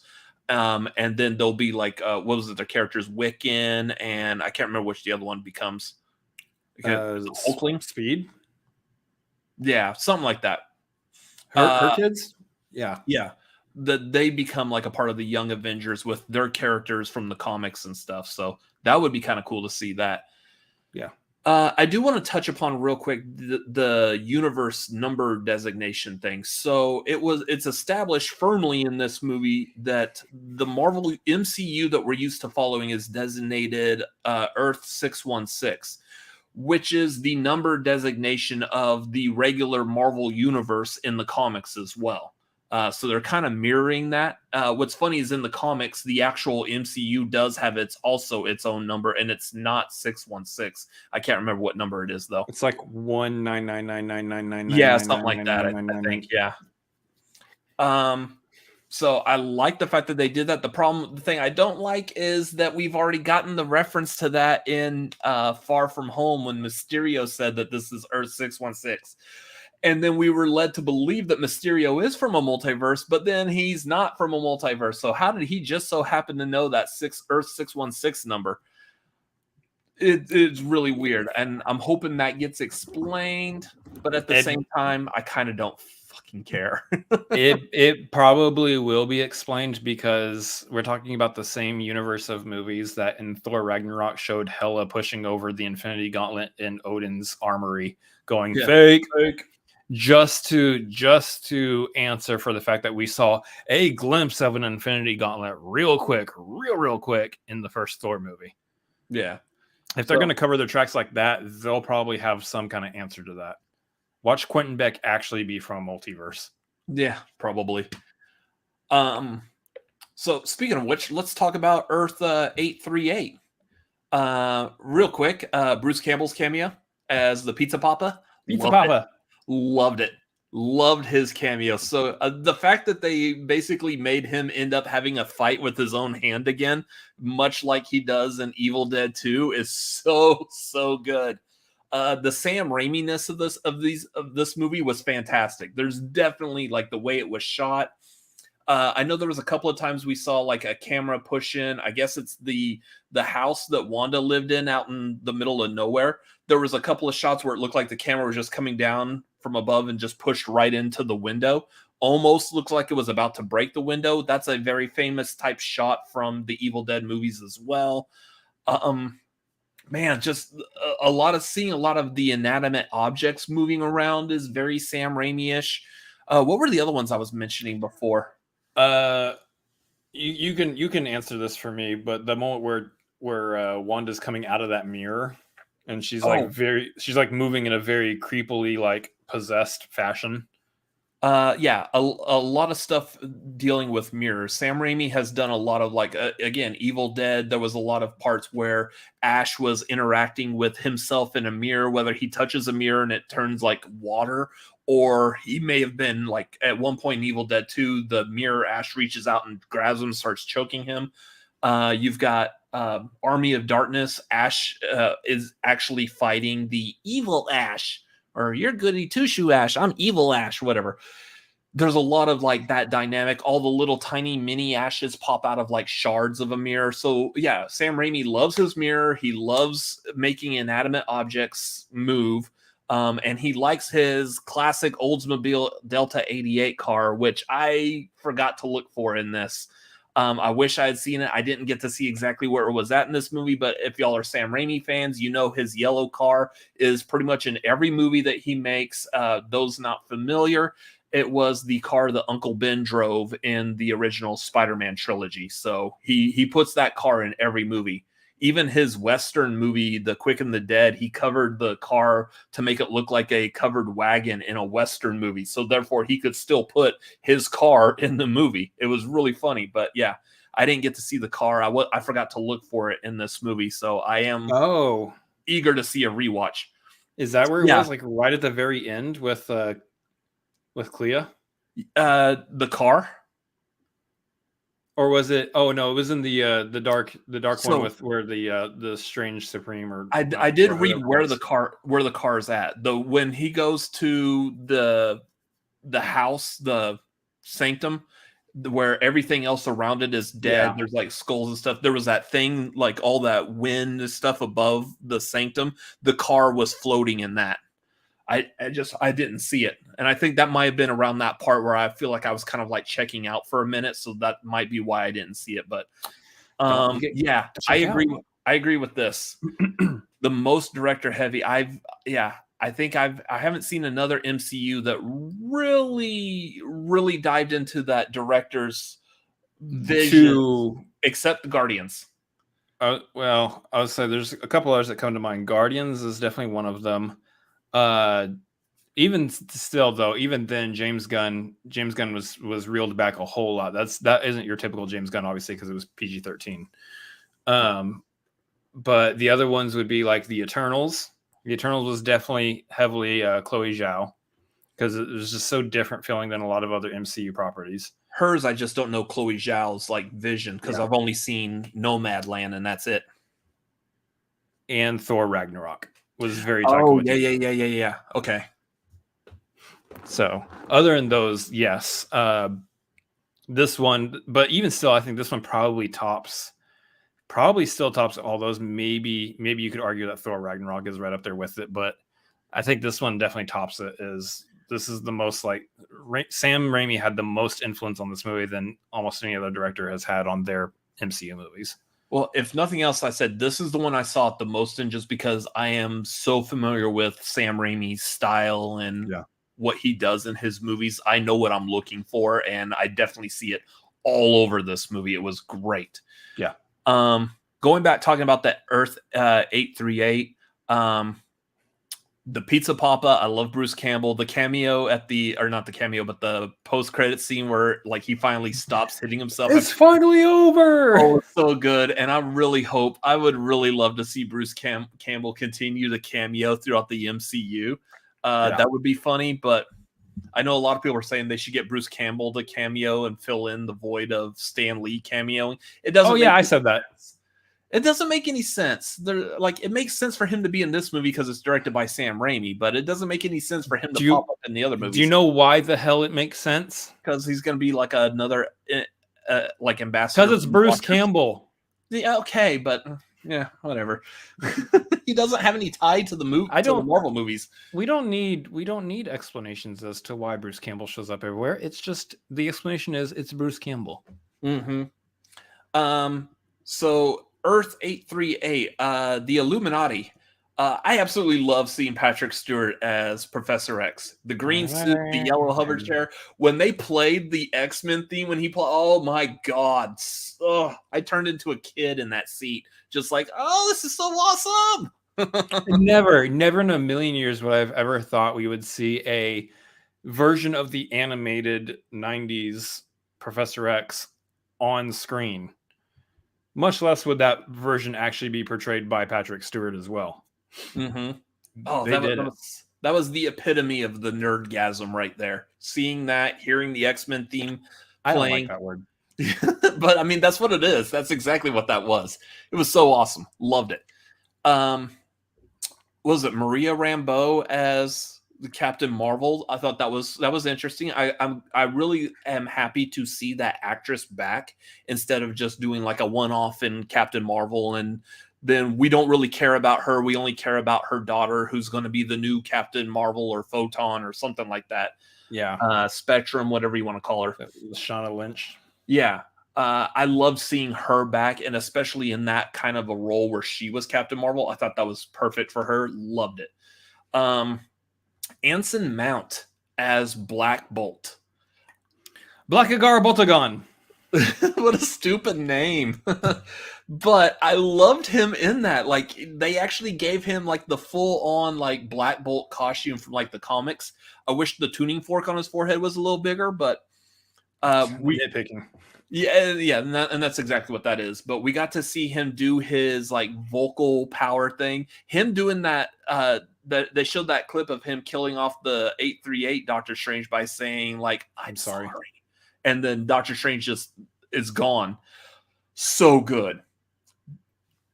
But like, I'm really curious. Like, how I want to see what was the business meeting for that. Like, hey guys, you remember that crappy Inhuman show? Yeah, we're trying to forget that show. Yeah, let's bring that one guy back. That's the weirdest thing for me too, is because they actually called him Black Bolt and said he's the keeper of the Terrigen Mists, and I was like, so that is a thing that exists maybe not in our main MCU anymore. Maybe they're just going to kind of sweep the Inhumans under the rug and pretend that it's not a real thing, that it never happened. But somewhere in the multiverse, the Terrigen Mists exist. And somewhere in that multiverse, Miss Marvel has her actual stretchy powers instead of cosmic powers. But hey, that's another story for another day. Right, Kevin Feige? So the fact that they even brought that up, I thought was amazing. That means that they're like, you know what? Things that exist, they exist. They might not exist in our main timeline, but they exist. So I thought that was fun. The other one, let's talk about that, was real quick, was John Krasinski popping up as Reed Richards of the Fantastic Four. So good. God, this is so good. So this is where I get tripped up. I like that they introduce Reed Richards of the Fantastic Four, but they didn't introduce Professor Charles Xavier of the X-Men. Like, they didn't want to say, hey, we'll give you a little Professor X action. We're not going to say the X-Men. Mm-hmm. I was like, you could have said the X-Men. That would have been fun. But, again, nitpicking. Also, like, real quick before we talk about Reed, because I think there's a lot to talk about with Reed. We get the live action version of Carter, Agent or Captain Carter. Yeah. Which I loved because I'm down. I'm always down to see Haley Atwell in pretty much anything. If Haley Atwell's on screen, I'm there. I'm so glad I get to do this show with my brother and hear about what turns him on. Just Haley Atwell. Can't wait till we see Thor: Love and Thunder and hear about him gushing over how Natalie Portman looks. Hell yeah. I forgot to bring that photo into this and talk about that photo, but she looks good in that photo, I will say. She does look good as the mighty Thor. Cool, dude, you're on camera. Just calm down. Calm the hormones down. Let's talk about. Oh, I'm calm. Yeah, I'm calm. Oh, come on. No, just move on. It's okay. But no, Captain Carter, like I loved seeing her like actually be able to portray Captain Carter in live action. I thought that was fantastic. She is exactly like she was in the What If cartoon, only live action. That's what you get when you have casted Haley Atwell to voice her in the cartoon as well. So I thought they handled that fantastically. Let's talk about Reed though. How do we feel about John Krasinski as Reed Richards now that we've actually seen it be a thing? So many people have been fan casting it for a while. Now we finally get to see it actually happen. His ears stuck out too much. Like, I was sitting there like, that was like the only thing I could find negative to say. I'm like, I need to find something like negative to say about this, because I had built up in my head exactly what it would look like, and it did. It like, I feel like it was pretty close to the fan made image that we used in the thumbnail last week that some dingus decided to say was a spoiler. You moron, whatever.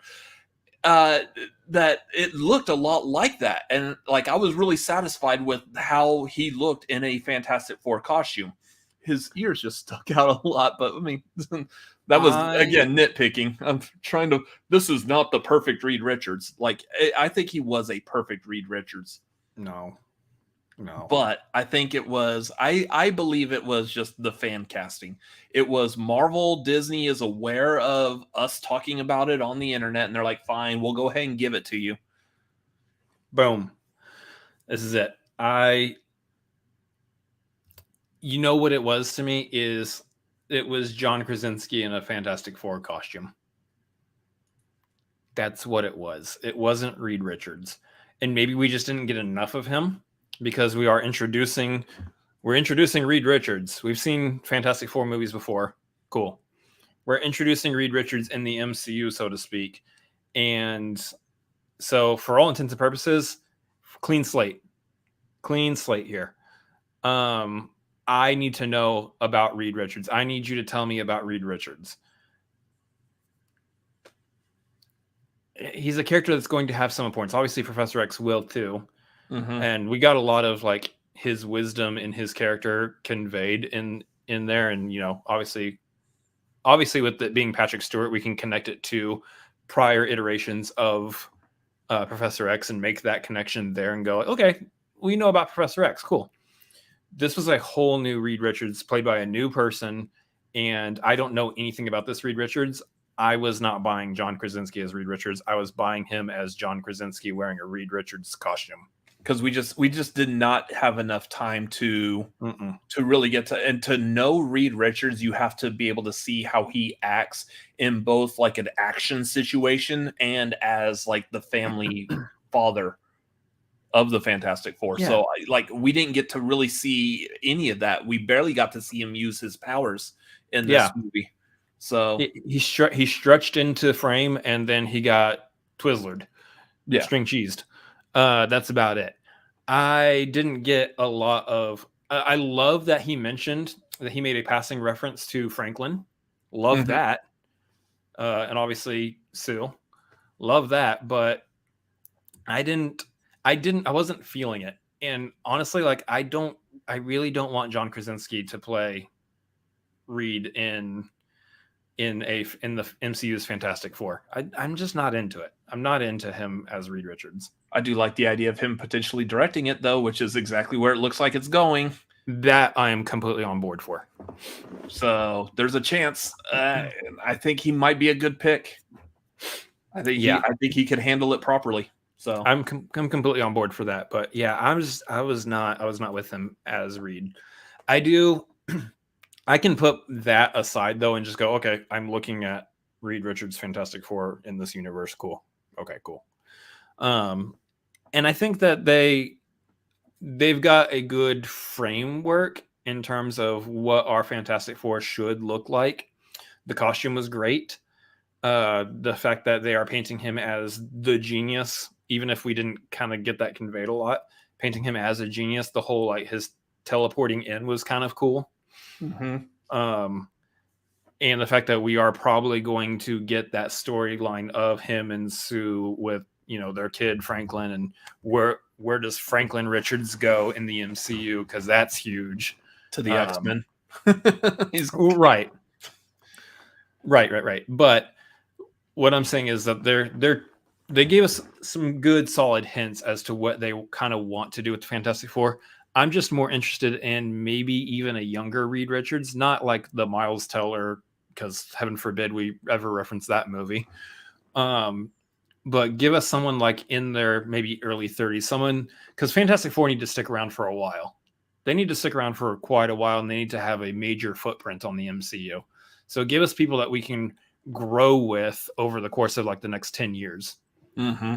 I don't think we can do that with John Krasinski. I don't think we can have John Krasinski be Reed for the next 10 years. No.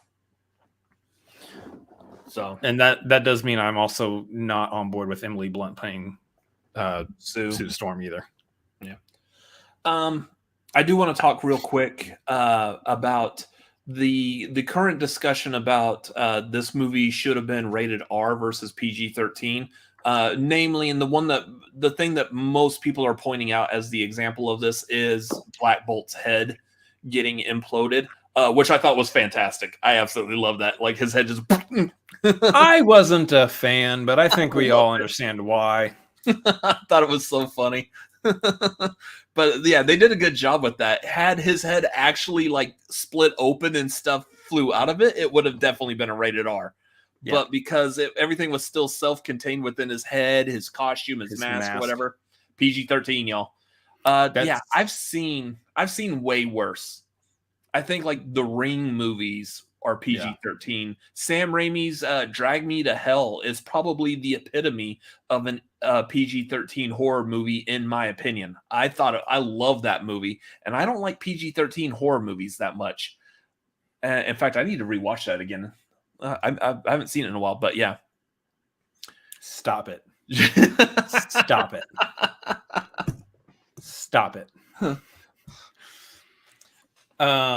Yeah, no, I wasn't a huge fan of that. And yeah, it's his head did explode. It didn't really implode. It actually exploded. It's just that conveniently his costume was able to contain everything that kind of blew apart in his head. Not a huge fan of that myself, but that's because that was probably the goriest thing I've seen in the MCU yet. That, and then of course Reed Richards getting string cheesed and then his head popped, which was a whole thing. But between those two, yeah, that's where that, and then like frightening images. So the zombie Strange with the corpse cape, and then that part with, like I referenced earlier, with Scarlet Witch coming out of the mirror and doing the creepy thing. Yeah. All of that, like frightening imagery, kind of graphic stuff with Black Bolt, is why a lot of people are saying that it should have been rated R. And now you've even got people going on the flip side with their conspiracy theories, talking about Disney paid off the MPAA to be able to make it a PG-13 movie. No, that's not how the MPAA works. If the MPAA comes to Disney going, hey, that's going to be rated R, Disney's going to, okay, let's edit some stuff because we got to make this PG-13. That's how that works. No one's getting, MPAA is not getting paid off. Stop saying that. But to that extent, I will say, me and my sensibilities in terms of like graphic stuff or scary stuff, I have a higher threshold, lower threshold. Lower threshold. I have a lower threshold than some other people. Yes. In terms of the things that they're willing to view in a movie, in terms of the kind of content they're willing to take in through their eyes. And I'm saying, no, that was still a PG-13 movie. It was pushing it. It was hella pushing it.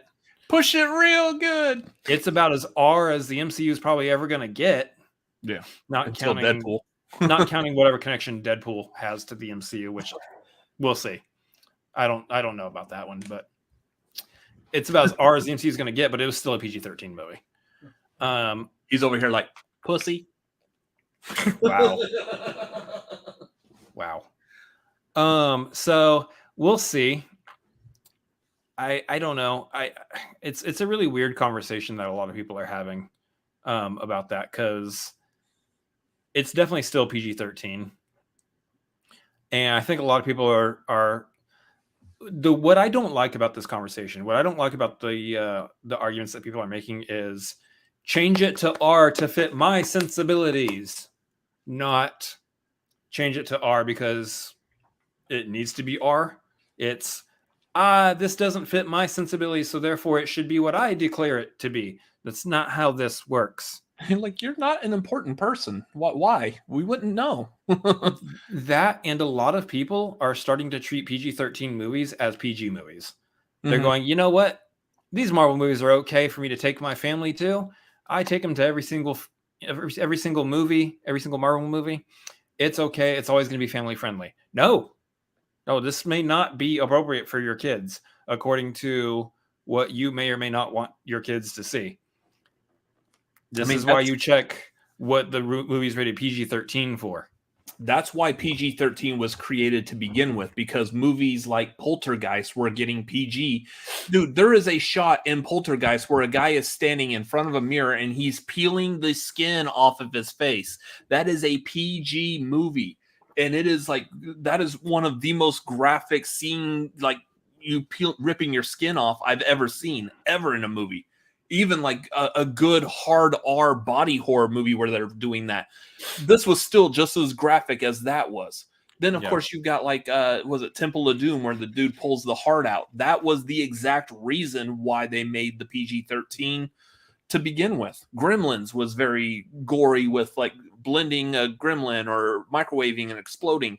Stuff like that was why that was created. This was nowhere near as bad as that, but it is pushing it. Definitely. And yeah, I think a lot of times they make it PG-13 just so they could get away with saying shit in a movie. I mean, you could say it in a PG as well, but the thing is like trying to keep these Marvel movies very, very realistic. Widest audience possible. Yeah, also, you're not going to go fight Thanos the Mad Titan who's trying to destroy half of the known universe and like, oh, gee, Willikers, can you stop being a meanie? No, fucking stop blowing shit up and being an asshole about it. Like, that's what you would say in a real world situation. You wouldn't be like using like Beaver language over here. This is the episode of the tagline where we've used language the most. I think we've reached our threshold. But I mean, it's for an example. You wouldn't do that, so that's why they make them PG-13. That, and there is thematic elements and stuff. They do need to put their characters under some peril, otherwise there's no stakes. There's no real reason for the movie to exist. Yeah. The comic books, I would say comic books nowadays have gotten a lot harder R. Back when I was really collecting and reading during the 90s, they had started moving harder stuff into its own imprint. Like I think late 90s into 2000s, Marvel started doing the Marvel Knights with like Punisher, Daredevil, like the hardcore street level, where they would use more language, or they would like show them like breaking off arms and seeing blood and bone going all over the place. They would do stuff like that. And of course, nowadays it's like open season. There's no longer like the Comics Code Authority, so you could pretty much do whatever you want to do. And the comic publishers themselves are self-policing. You go to a comic book shop nowadays, you see a Marvel comic, and they will have like their own, like, we recommend no one younger than 14 read this comic book. They're doing it themselves now. Yeah, because I see a panel going around where you have like an image of Doctor Doom facing down Thanos and ripping his entire skeleton out of his body. Like that's a thing that you see in comic books now. Yeah, that's you have that. You have language. I know comic books, including say like Watchmen specifically as a graphic novel, including entire scenes of sex in the storylines too. So these things are very present within comic books now. Watchmen has a giant blue penis just hanging out. Like Literally. Dr. Manhattan just walking around on Mars hanging dong. It happens. Wow. I just wanted to say hanging dong. I just think that's the funniest combination of words the human race has created over the past couple of years. That's so funny sounding. All right, guys. Well, this has been Tagline for the night. Yeah. Anyways, I don't know what else, if there's like anything else we really want to touch upon with this movie. I mean, for the most part, everything to cover really got covered while covering everything else. Yep. It's gonna be interesting. It's gonna be interesting to see the direction they go for the third one. I'm like hyped up. I'm ready for the third one already based on how they ended it. I know a lot of people are also kind of upset a little bit about how the movie ended on that one scene of Doctor Strange screaming with that third eye on his forehead. Oh yeah, because it looked terrible. It ended. Well, that's not the reason they're upset. They ended, and then they immediately did the post-credit scene or mid-credit scene or whatever with him going, "All right, well, this is just a thing I have now. Let's do the thing." It's like we don't get to see the transition of, I'm in danger. I'm scared about what's happening with me to I've accepted it. We've moved on. I'm okay with it. Yeah, I don't know. I didn't like it just because the effect of that third eye on his forehead looked terrible. It looked about as bad as making Patton Oswalt look like Pip the Troll at the end of Eternals, which that was some terrible looking CGI. I was like, they didn't actually make Patton Oswalt look like Pip the Troll. But whatever. They made Pip the Troll a CGI character instead of just making it a person. But whatever. Like it was terrible looking CGI on this like weird like third. Both times that they showed the third eye on him, like who else? It was the other Strange that had that third eye, and it didn't look that bad on him. It was just on this Doctor Strange. Like at the end of the movie, it looked terrible. That's because that Doctor Strange was in a darker environment. It was more toned down. Yeah, everything was muted. So the other scene took place like in a bright, shiny city environment. Anyways, I think that's it for the spoiler talk. Again, thought the movie was okay. Loved the Sam Raimi-ness of it. I like the little nods and stuff that they did throughout the movie, but I don't feel like it had any real connection to the rest of like where the MCU is going. I probably would have preferred maybe at some point. They don't have to have interacted with Kang, but I would have loved to have seen something Kang-like. Real quick, I did like the real quick blink and you miss it of the Living Tribunal. That was insane. The fact that we actually saw the Living Tribunal in a movie, that's fantastic. But yeah, I would have liked to have seen something with Kang in there. But yeah, we'll see. We'll see if they touch on more of like the bigger cosmic entities and stuff going forward too. Because I know we got the third Guardians of the Galaxy coming out. We're going to do some more space stuff in the future. I do like the that little multiversal traversal scene or whatever that they did, which was really cool. Where they went to like an animated universe and then they were paint or whatever for a little bit. Like that had that had the same vibes as the first Doctor Strange, where the Ancient One sent him into the crazy. It was at the very beginning of the scene that we're describing, where they started like bouncing from universe to universe. It was really quick.